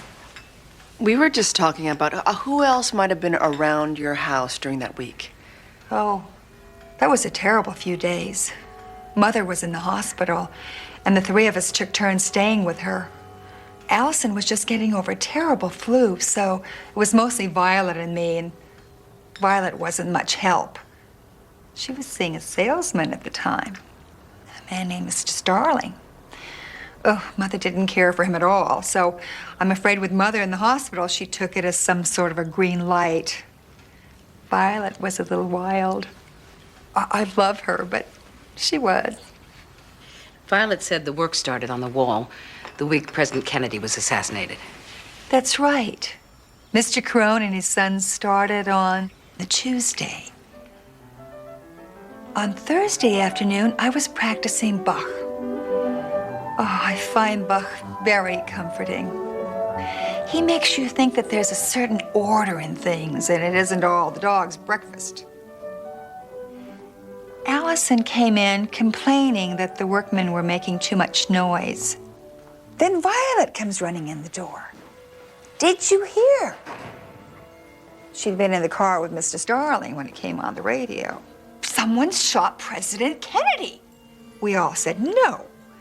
But Violet said that's what she heard. So the three of us went into the kitchen and we turned on the radio. In those days, you turned on the radio first when something happened. Mr. Crone and his sons came into the house to listen.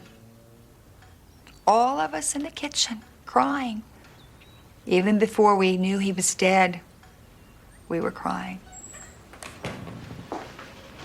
Celia? Oh, Violet. You remember Detective Tran and Mrs. Gray? Yes, I know who they are. Is there something we can do to help? We're still trying to determine what happened in your backyard. Oh, well, I think our sister Allison told you. We have no idea what happened back there. You might. Without knowing you do. Talking about that time might help you to remember. Remember crying in the kitchen with Mr. Carone? I do. But before anybody does any more remembering, you'd better speak to Allison. Excuse us.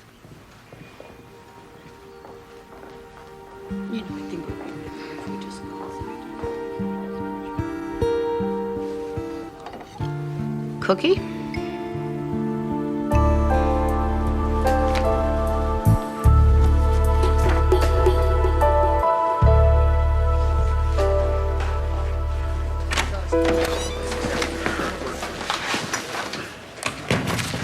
I don't know which part of New England this child is supposed to be from, but any more gelatinous, it won't need a cup. Thanks.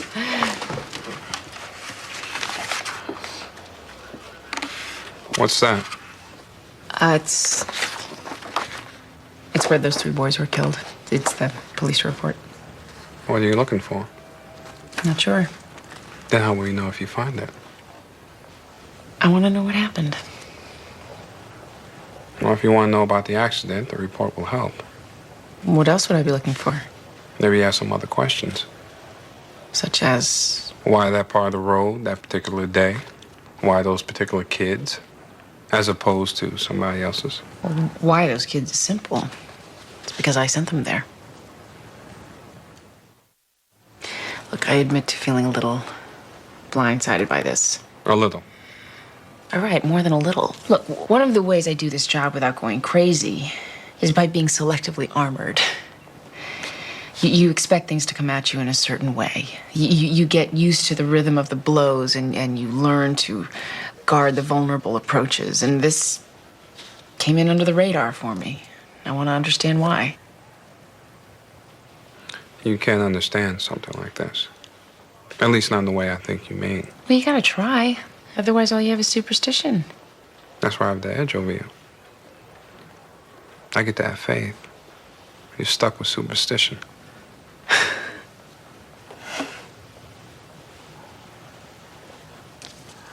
See, a real Christian wouldn't rub it in like that.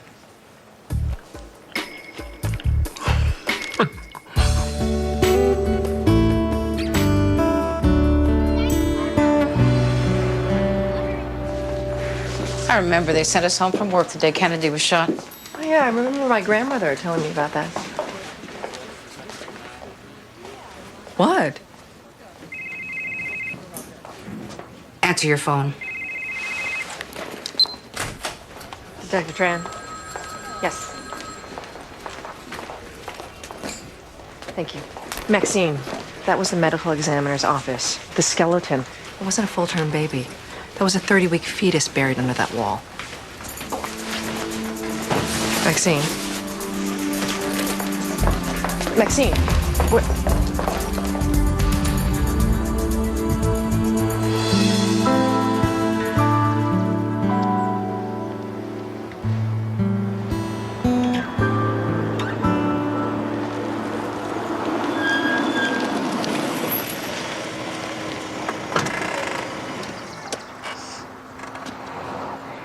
Hey, lady. You run out of gas? Hey, Kyle. Shouldn't you be somewhere judging something? Recess.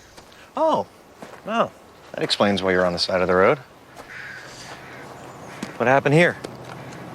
There was an accident. Car hit this? Yes. People hurt? Yes. Killed? Yes. What's it got to do with you? The car hit some kids I knew. I didn't know them. They appeared before me. How many kids? 3. 3 kids from your court, all at the side of the road at the same time. Yeah. Picking up beer cans? Yeah. Yes, they were picking up beer cans when another boy who managed to get drunk at 11:15 in the morning missed that curve and hit Albert Penny, Michael Grunwald, and Cooper Deakins and killed them. I should be getting back.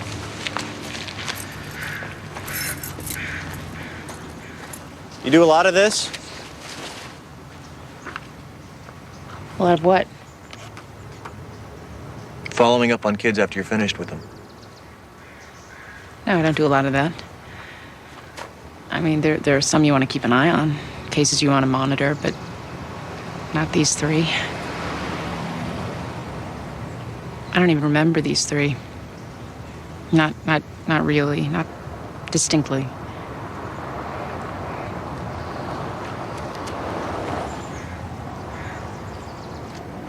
I was picking up trash on the side of the road once. This big semi came by and kicked up the gravel. Stuff came at us like buckshot. Caught this one guy in the face, big chunk stuck in his left cornea. Got it out with a pair of nail clippers. People were impressed.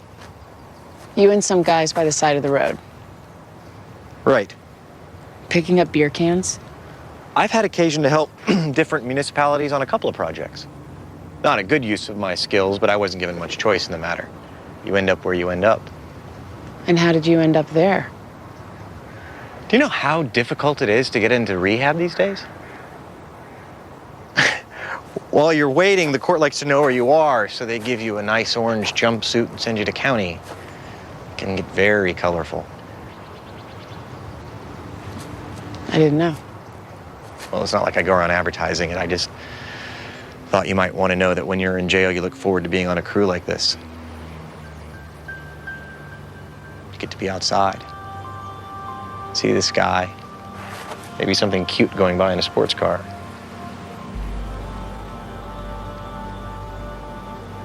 Those 3 kids of yours, they were probably grateful for the break.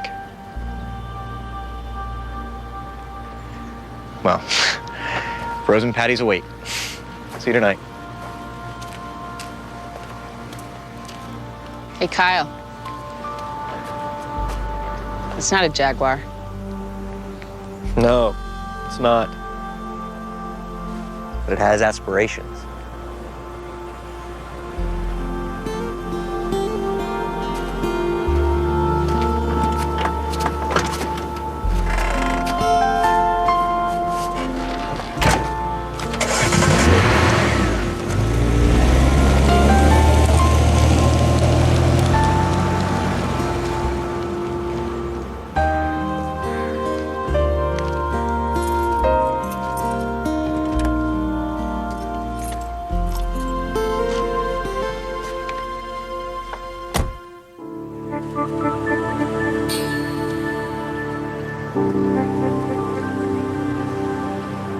Is it necessary for you to disrupt our lives every few minutes?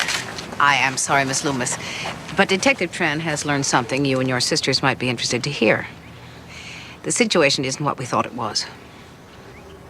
About the baby? About the baby. The body we found wasn't that of a baby, but a fetus. This is preliminary, but the medical examiners feel this might not have been a homicide, but a late-term miscarriage. Oh, Violet!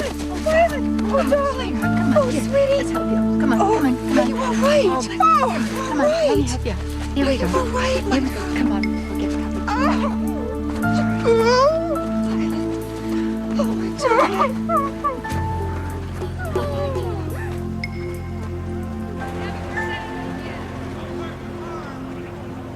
Mr. and Mrs. Cathcart want their son, Zach, to be fearless. They want him to grow up confident, adventurous, a participant in life, not a spectator. And the court believes that these are commendable goals. However, the Cathcart's goals are not before me today. Their methods are. Now, please understand, we are all concerned about Zach's future. But while you are focused on the quality of that future, it's my job to make sure he has one. And I'm not suggesting you keep your son in a glass box, but there has to be a middle ground. So,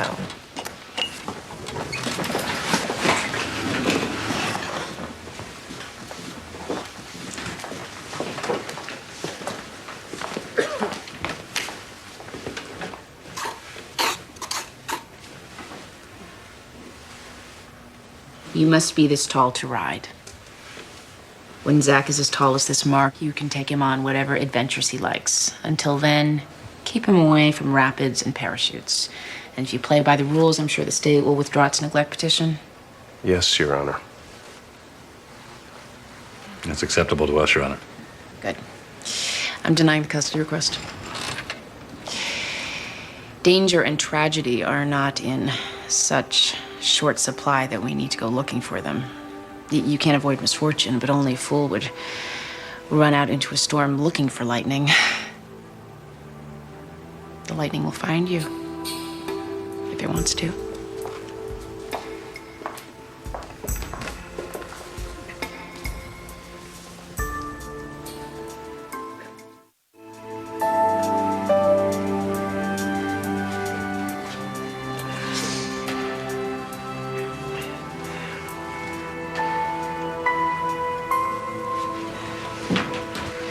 Miss Loomis, it's all right.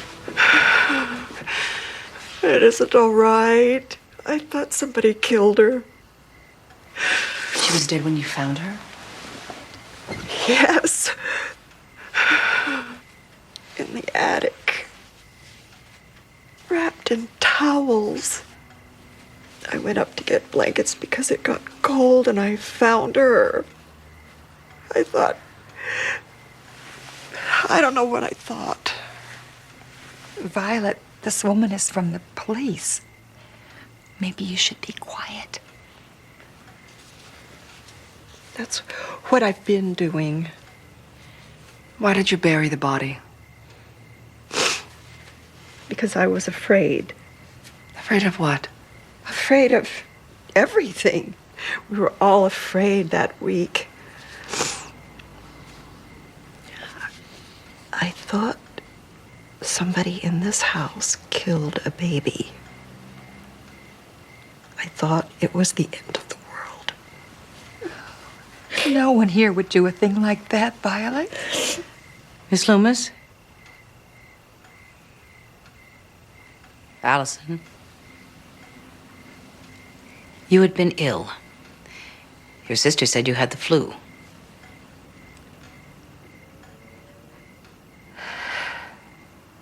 I worked so hard. It wasn't fair. People never thanked me. They just expected it. I never had anything I wanted. Violet liked baked apples. Mother made baked apples.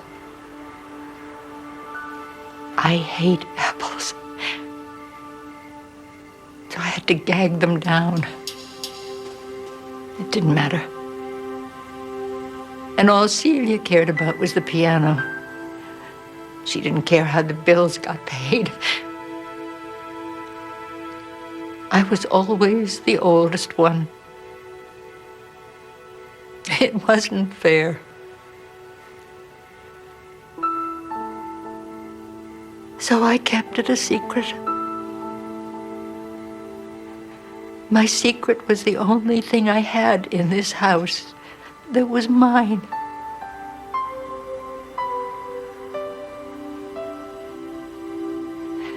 I didn't know what to do after it happened.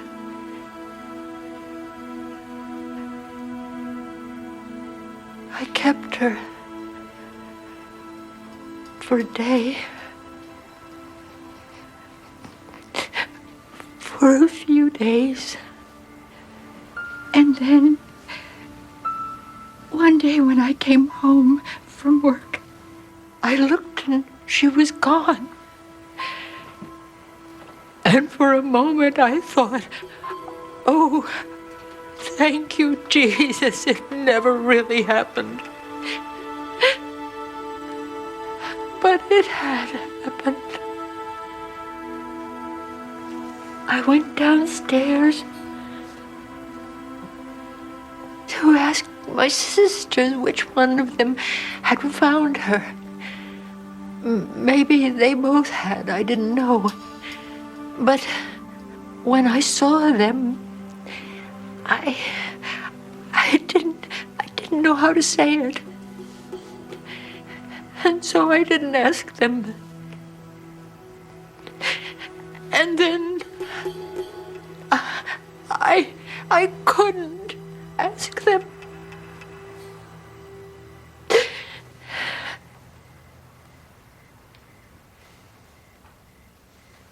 You couldn't ask.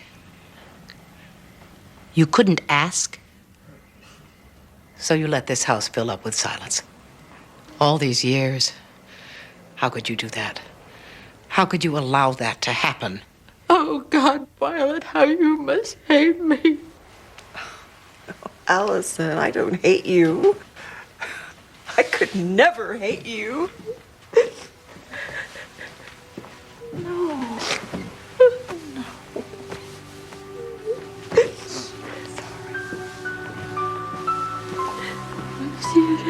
Allison, I'm sorry. I know. I'm so sorry.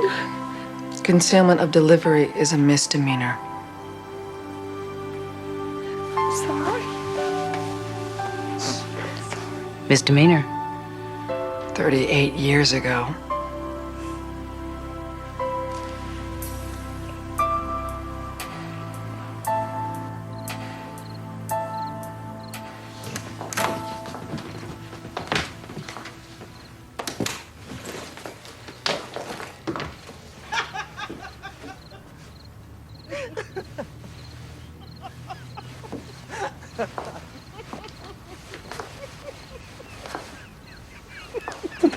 You never even heard of it, did you? No. Oh, God in heaven.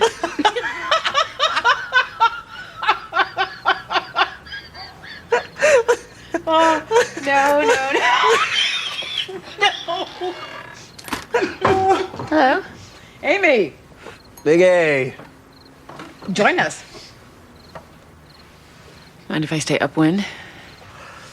There aren't many vices left. You gotta work with what they give you.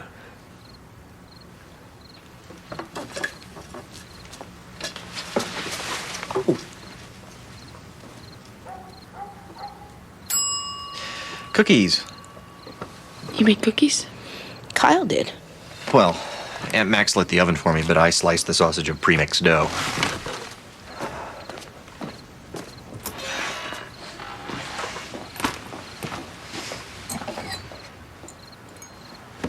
How went the day?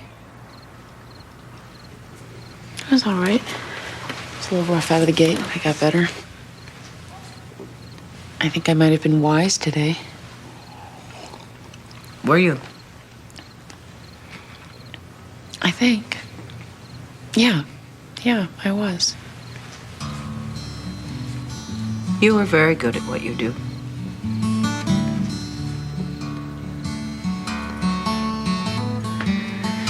Well, it's 80% attitude. Guess where I got that from. Found your daughter wandering the streets this afternoon. Did you? I just had to get out a little bit, and we bumped into each other. Destiny. Coincidence. Same difference.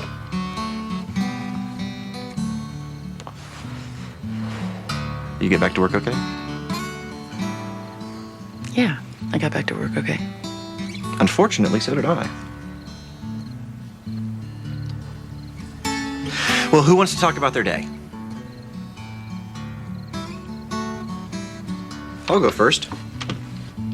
I used to sleepwalk through life, ignorant of the important part beef tallow plays in the flavor and sensory appeal of the French fry. Well, those dark days are gone forever, for now the French fry holds no secrets from me.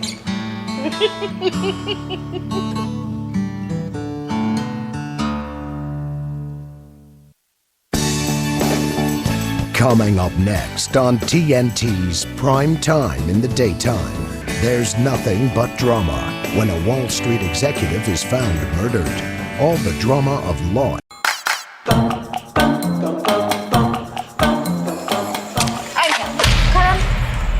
আচ্ছা আপনি ওই দিন আপনার আম্মার সামনে আমার লগে এরকম ব্যবহার করছেন কেন? আমার ইচ্ছে হয়েছে আমি করছি আর আমার পিছে ঘুরে লাভ নেই। কেন? আমি আপনার ভালোবাসি না, করবো না কেন? বেহায়া মেয়ে রে বাবা। তোমার তো আমি ক্লিয়ার করে বলছি যে আমি তোমার বিয়ে করব না।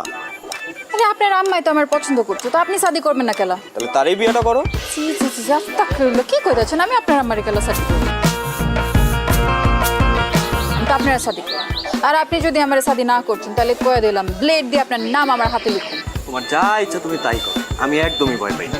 আগের বার মাইনে নিছি, খেলা ছিল দেখা, এটা খেলা না, এটা আমার জীবন। আমি জীবন নিয়ে ছেলে খেলা করতে পারবো না। আমি হাঁচা হাঁচা কইতেছি, আমি কিন্তু ব্লেড দিয়ে হাতে পায়ে গলায় মুখে সব জায়গায় যেখানে ইচ্ছা সেখানে লেখো, ইংরেজি বাংলা ফার্সি যেটাতে পারো সেটাতেই লেখো, আমার কিচ্ছু যায় আসে না। আপনার আমি শেষবারের মতো কইতেছি, আপনারা আর বেশি সময় দিব না, শুধুমাত্র 12 ঘন্টা সময় দিলাম। এই 12 ঘন্টার মধ্যে আপনি আপনার মত বদলাইবেন, নাহলে কইলাম আমি হাঁচায় ব্লেড দিয়ে আপনার নাম লিখে ফেলাম, আমার কেউ আটকাইতে পারবো না।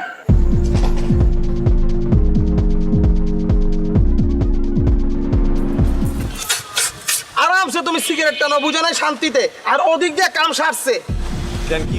আরে শুনোস না, ওই মেয়ে তো ডেঞ্জারাস একটা ঘটনা ঘটায় ফেলছে। লেট দিয়ে হাত কাটছে, এখন কি হইব মামা? ওই মেয়েটা বস কি মামা? হাত কেন? ওই মেয়ের তোর কোনো কথা হয়েছিল? কালকে রাত্রেবেলা বাসার সামনে এসে দাঁড়ায় ছিল, আমার 12 ঘন্টার আলটিমেটাম দিছে। এই কিসের আলটিমেটাম দিছে রে? হ্যাঁ, আরে ওই বিয়াতে রাজি না হইলে কি জানি। এই কথা তুই আগে কবি না। আরে আমি কি বুঝছি নাকি? আরে না বাবার কি আছে, বুঝোস না, মেয়ে তো একটা ডেঞ্জারাস। এখন যদি কিছু হয়ে যায় মামা, আমাকে তো পুলিশে ধরে নিয়ে যাবে। আমি কি করছি? ও আমি কি করছি কিছু জানো না? না ওই বেটা আইনার মারপে জানো, জীবনে তো থানায় তুই যাস্তে জানবি কেন? থানায় আমি গেছি জানি। ফোন যে কোনো হলে আত্মহত্যা প্ররোচনকারী যেই হোক না কেন, তার নাম যদি একবার থানায় গিয়ে কয় মামা, তাহলে তোর খবর আছে।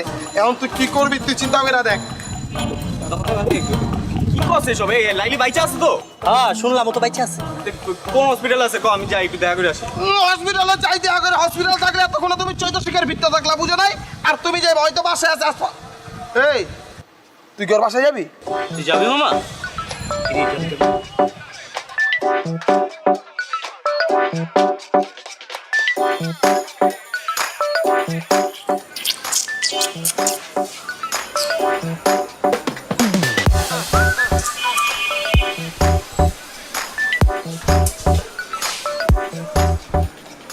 হায় রে খোদা, তুমি আইছো, আমি জানতাম তুমি আইবা। আমি লাইলে রে কইছি তুমি আসবা। চ্যাংরা হও আর রক্ত গরম হও, মানুষ তো, তোমার মনের ভিতরে সেই প্রেমটা আছে। আচ্ছা আমি লাইলির সাথে একটু দেখা করবো। লাইলির সাথে দেখা করবা? কেমন আছে ও? আছে বাবা, আসো আসো, তোমার আমি একটু দেখা করাতে আসো।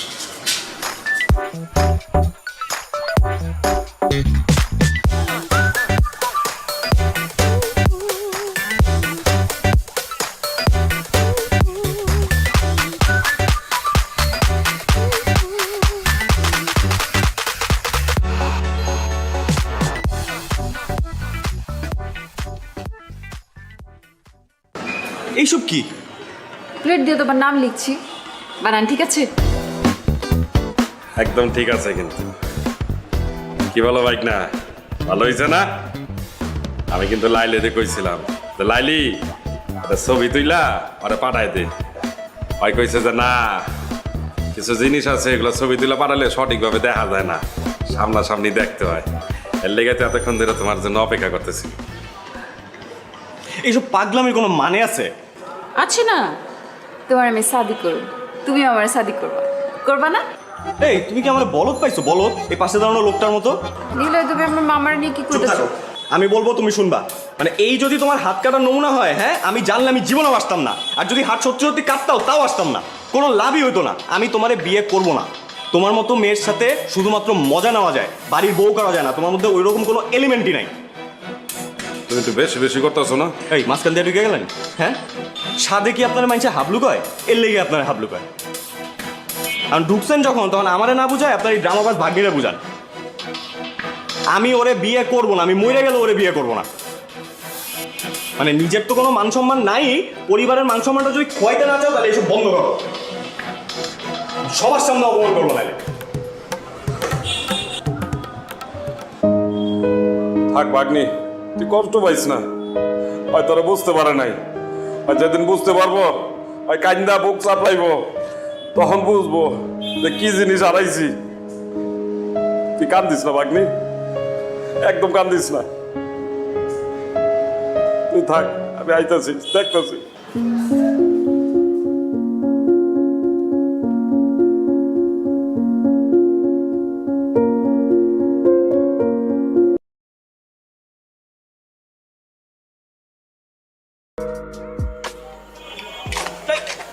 ও তুমি ডরাইছেন? ধরাবো কেন? মাগের এরকম আটকা মায়া মনে সামনে চলে আসলে তো একটু চিন্তা লাগেই। আর কালকে আবার তোমার মামার সাথে চ্যালেঞ্জ বইলাইছো, শেষবার মতো চুলদারি আশ্রয় আসতে। শুনেন, কালকের খেলায় আপনি হারবেন। বাবা, কনফিডেন্স দেখছো মেয়ে। যদি না হারছেন তাহলে কিন্তু বললাম এটা দিয়ে আমি আমার হাতে আপনার নাম লিখুন। মানে তো তখনই বুঝবেন যখন এটা দায় আপনার উপর পড়বো। সরেন। আরে ভাই, নাম লিখবা মানে? কি মুসিবতে বললাম, জিততে না পারে এখন 2 নাম্বারই।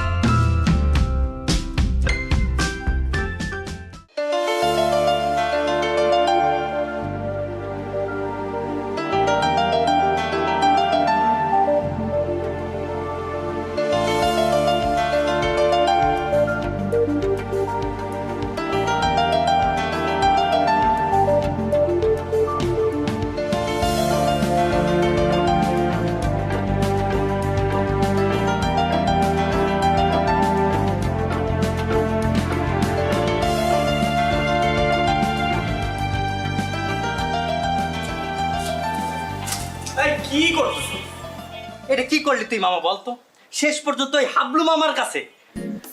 সরি বলছি তো, মিস্টেক হয়েছে। আর এটা খেলা না, খেলাতে হার জিত থাকি। এই কথা তুই বলতেছিস? 3 বারের চ্যাম্পিয়ন নিলয় বলতেছে এই কথা, শেষ পর্যন্ত খেলায় হার জিত থাকেই। হ্যাঁ বলতেছি, এবার হয় না আগামী বার হইব। আর শোন, আমাদের না বয়স বেশি হয়ে গেছে, ঠিক আছে? এখন এটা জুনিয়রদের করা কাম, আমরা অনেক সিনিয়র হয়ে গেছি। এই দাঁড়া দাঁড়া, জুনিয়র? হ্যাঁ, কোন অ্যাঙ্গেল ওই হাবলু মামার তো জুনিয়র মনে হলো? কত দেখি। এই কথা শোনার পরে ওই হাবলু মামা সানফ্লাওয়ার তেল মাইরা ঠিক ঠিক করে হাসবো। তুই এমন একটা কাজ করছিস মামা, এলাকায় মুখ দেখানোর মতো অবস্থা থাকবো না। টাকা দিতেছি, একটা কাজ কর, বোরকা কিনা পিন্দা করতে থাক, ঠিক আছে? এলাকায় মুখ দেখাইতে হইব না। দাঁড়া দাঁড়া দাঁড়া, আমার মনে হইতেছে কেউ তোরে তাবিজ করছে। তুই কখনো তো এই কথা বলার ছেলে না, কি হয়েছে কত? কোনো তাবিজ টাবিজ কিছু না। আর শোন, আনোয়ারের রহিম বাবুর ছেড়ে আনতে পাঠাইছিলাম, কই হয়? ভাই আসসালামু আলাইকুম। ভাই ওয়ালাইকুম আসসালাম। আনোয়ার কই? ভাই পাড়ায় কই জানি গেল গা ভাই, কামটা কিলো ভাই, কালে গেম রাইডা গেলেন। যাওয়ার হইছে, কাজের কথা আসি। লাইলির পার্টিতে কাচ্চি করে দিব না ভাই, পারুন না, মাফ করে দেন ভাই। আপনার লেগে আমার জান হাজির, রুমের লেগে আমি ভাই কাচ্চি বাচ্চি রাঁধতে পারবো না ভাই। কি কই? রহিম ভাই, মাথা ঠান্ডা, মাথা ঠান্ডা। তোমাদের ছাড়া হইব না তো বিষয়টা। এমন কাচ্চি খাওয়াই ফিরবো, মনে করো 7 দিন যাতে কেউ বাথরুম থেকে বাইর না হইতে পারে। বুঝছো না বিষয়টা? পারো না? যাও এবার রেডি করে গিয়া যাও তাড়াতাড়ি।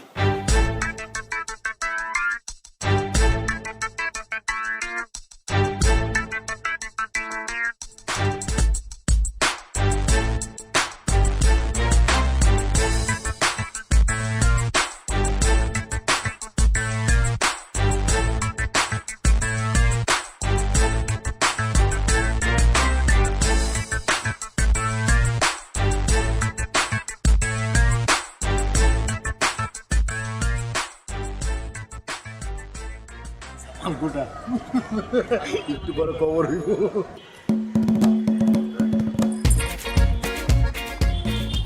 তোমরা আমগুলোকে বইতা। আরে আমরা তো খাবোই, আগে আপ্যায়নটা করে নেই। পুরান ঢাকার ট্রেডিশন তো আপ্যায়ন করা, কি মামা? এই তো দুধ চট, লাইনে আছো এরকম লাইনে থাকলে তো কোনো সমস্যা হইতো না খুব তো কইছিল খেলার কথা এখন বুঝছো খেলা কি এখন একদম ক্লিয়ার মামা আপনার একটু কাছে দেই আলু দেই আলু আলু না না আলু না গোস্ত দাও গোস্ত দাও এই যে গোস্ত দেই অনেক মজা হয়েছে এই লাইনে দাও আলু আলু লো লাইলি লো তুমি লই বানি খাইতাম মজা হতো তুমি একটু খাও সবাই আমগুলোকে খাইতাম আরে খাবো তো খাবার তো আছে আমগুলোকে খাও আরে মামা খান তো আছে কিছু লাগলে বললেন কিন্তু মজা হয়েছে আসলে না তুলো গোস্ত দাও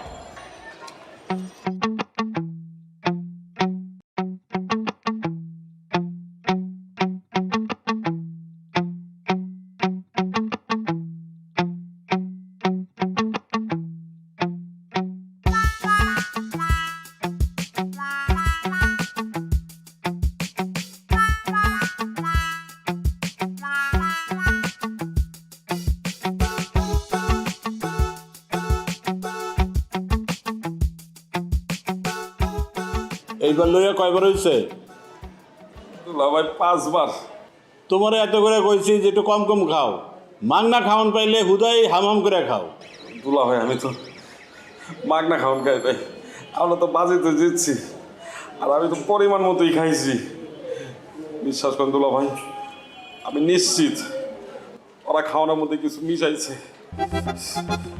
লাইলিও তো পরিমাণ মতো খাইছে ওরা তো পেট নামছে শুনছি হ্যাঁ মানুষের খায় কাম নাই তোমার খাওয়ানোর লোকে কিছু মিলাইছে ভাই আপনি জানেন না ওরা অনেক ডেঞ্জারাস দুলা ভাই ওরা প্রত্যেকটা ধরে ধরে ফাঁসি দেওয়া উচিত দুলা ভাই আমি খালি একটু সোজা হয়ে দাঁড়াইলই তারপর দেখেন আমি রাজপথে নামবো আমি আন্দোলন করবো গো ফাঁসির লিগা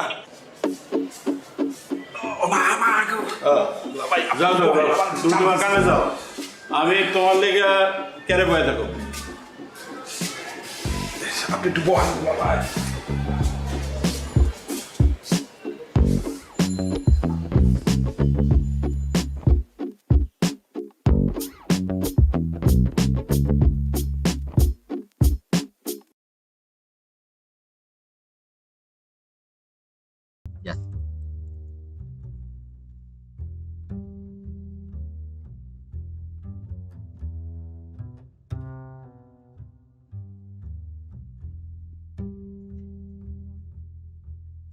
Ôi à, mày đi chôn mà, kêu mày đi chôn. Cái đàng hoàng mày đi chôn. Mày đồ ai xẻng vàng rồi. Rồi sẽ bút tốc độ luôn cho em nhé. Với 2 con chuột và 4 con cua, ta sẽ được một đẳng cấp pro VIP với cả 3 tỷ sức mạnh. Rồi xong. Rồi đeo xẻng vàng, và anh sẽ là thần rừng địch mệnh. Rồi. Yes. Yes. Ô đồ mình lấy đéo đâu nhỉ? À, quên mất. Tiếp béo đây. Béo vậy, tiền VIP. Xoay trong game một xoay. Ủa, xoay vào gì vậy? 10 tỷ. Anh sẽ kiếm tiền để 131 cái mũ ở sự kinh không? Quên mất.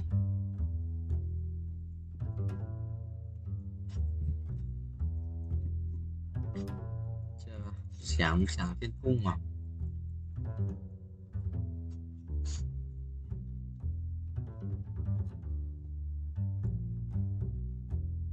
dạ chỉ có 30 quan rồi mày mắc 30 mà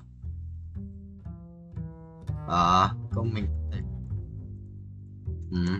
ở đây làm gì bắt đi không cần đâu về sau để quan khỏe hơn nhiều bắt đi để lại mấy quan ví dụ quay legend mấy cả mythic thì để lại đâu chứ mấy quan rác rưởi bán hết đi cho nhanh. Gì?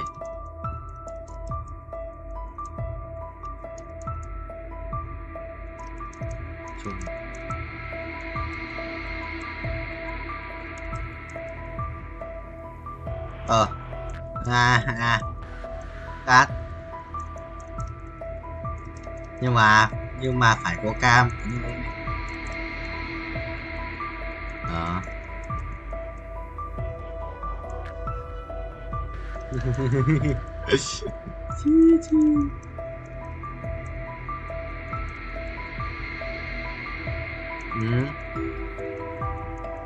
Quậy anh nhầm 1 tỷ không sao.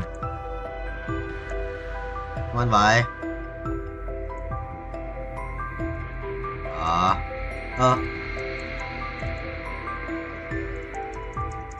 Dâm. Đi mua luôn à? Đi mua luôn à? Quỷ thật.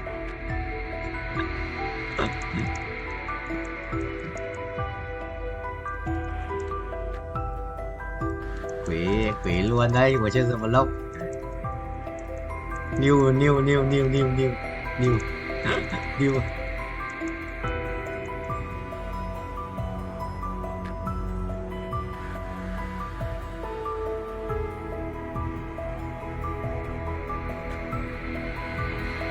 Nó đăng bài à? What the hell? Xuống nào. Đi. Thế rồi, anh nhảy khi lỡ người mất kia rồi, anh quên dấu trận lõi ạ. Em mình rồi chơi game cao, xong một lõi vậy mà.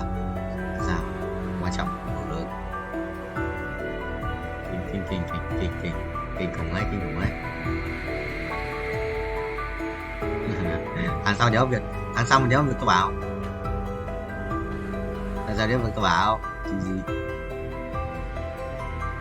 Nhiều lắm xong nhớ việc đua gì. Khó đấy. Em ơi, quỷ yếu chịu. Cái tháng anh cháu cần gì nhớ cho làm, cái lúc cần nhiều gì. Nó cần nhiều mà nó còn cần nhiều thằng khác nhau chứ.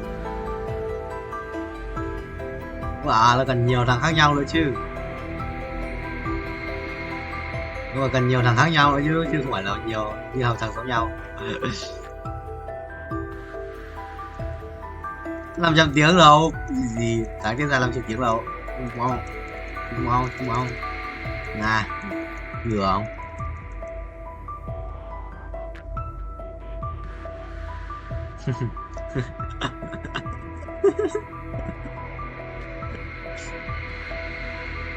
chôn không phải thằng này chôn lắm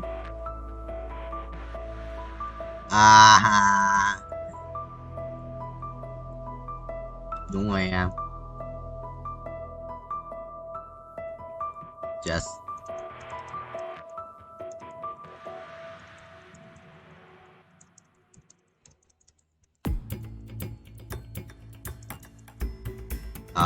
Yes. Đâu phải hơn Vũ và phải hơn mà đến giờ mới ngồi phải hơn 5 tiếng ấy. Giờ mới ngồi phải hơn 5 mà. 6 tiếng, ngày làm giống ngồi 6 tiếng. Một được không vậy, broccoli.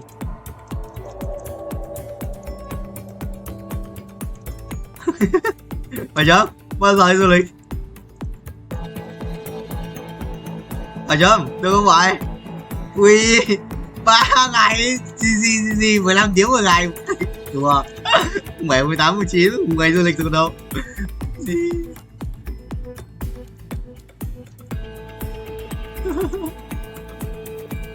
Thôi được à Vũ. Ai du lịch với ai? Được phết nhỉ?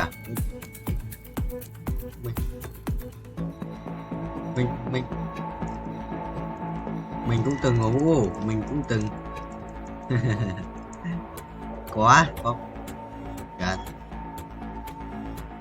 Ai đây? Thằng cái khôi à?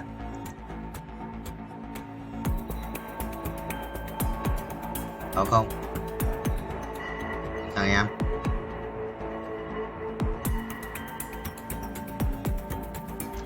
Nếu không là quay luôn.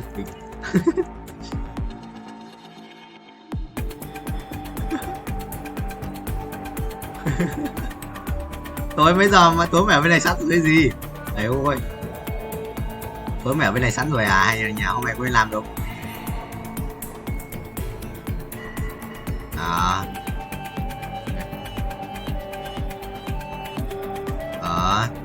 Thì khác thì không đâu.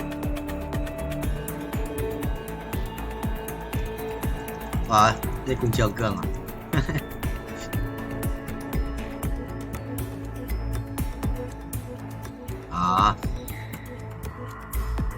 Đi về Lâm Nhất mà anh đi tìm kiếm một Lâm Nhất.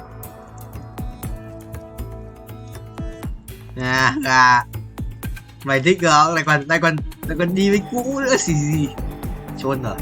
Mày chôn không? Sinh nhật mỗi mày với nó à? Sinh nhật mỗi mày đó mày đùa đúng không?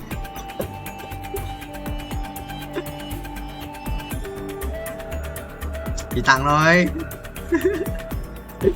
Mày thích mời đâu không? Đâu nó thích mời mỗi mày với nó không? Dạ về. Dạ đi. Trái mày về nhà nó à? Trái mày về nhà nó à? Hỏi thằng này. Dí cái gì? Mày thích dí không mày? Mày là gì?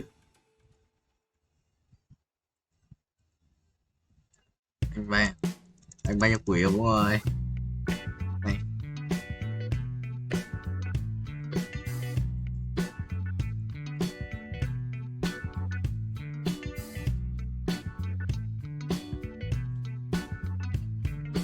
Đăng sorry. Tưởng lúc ghét từ sorry. Hôm qua thằng Hà Đăng ở sorry à? Thằng Hà Đăng sửa sorry nhỉ? Không, thằng nào nhớ chứ. Mày kêu bạn lúc ghét với Hoàng Minh. Mày sao vào Hoàng Minh được? Mày loser như cái lợn đi. Lại còn tiêu chuẩn cao nữa, thích tiêu chuẩn cao không? Đây.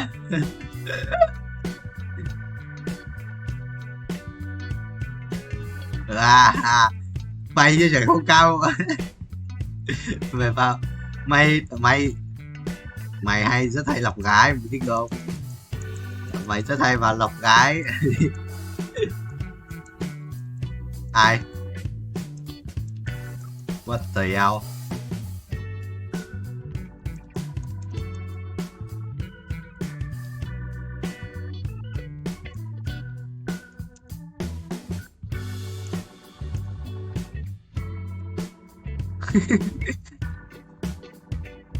Kinh vậy. Đừng có vậy. Kinh.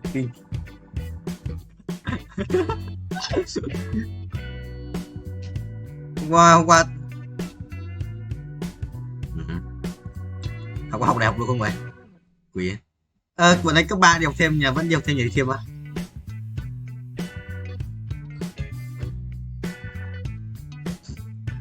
Phải không? Tao thấy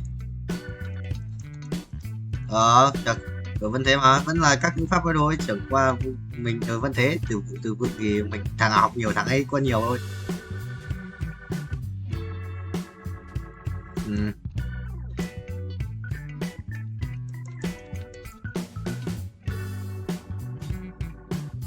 Hôm qua ở phòng hôm qua tao tập ấy, ở chỗ đẩy tạ ấy có ông tập cân hay sao ấy, béo mà, nhưng mà đẩy tạ 15 cân. What the hell? Đúng béo luôn ấy, không phải là có cơ bên trong đâu mà đúng béo luôn. Ông mà đẩy tạ 15 cân gì.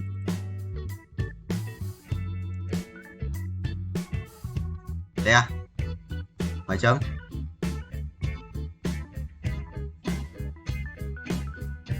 Anh thấy em thì có nhiều mỡ. Em này, anh em có nhiều mỡ chôn.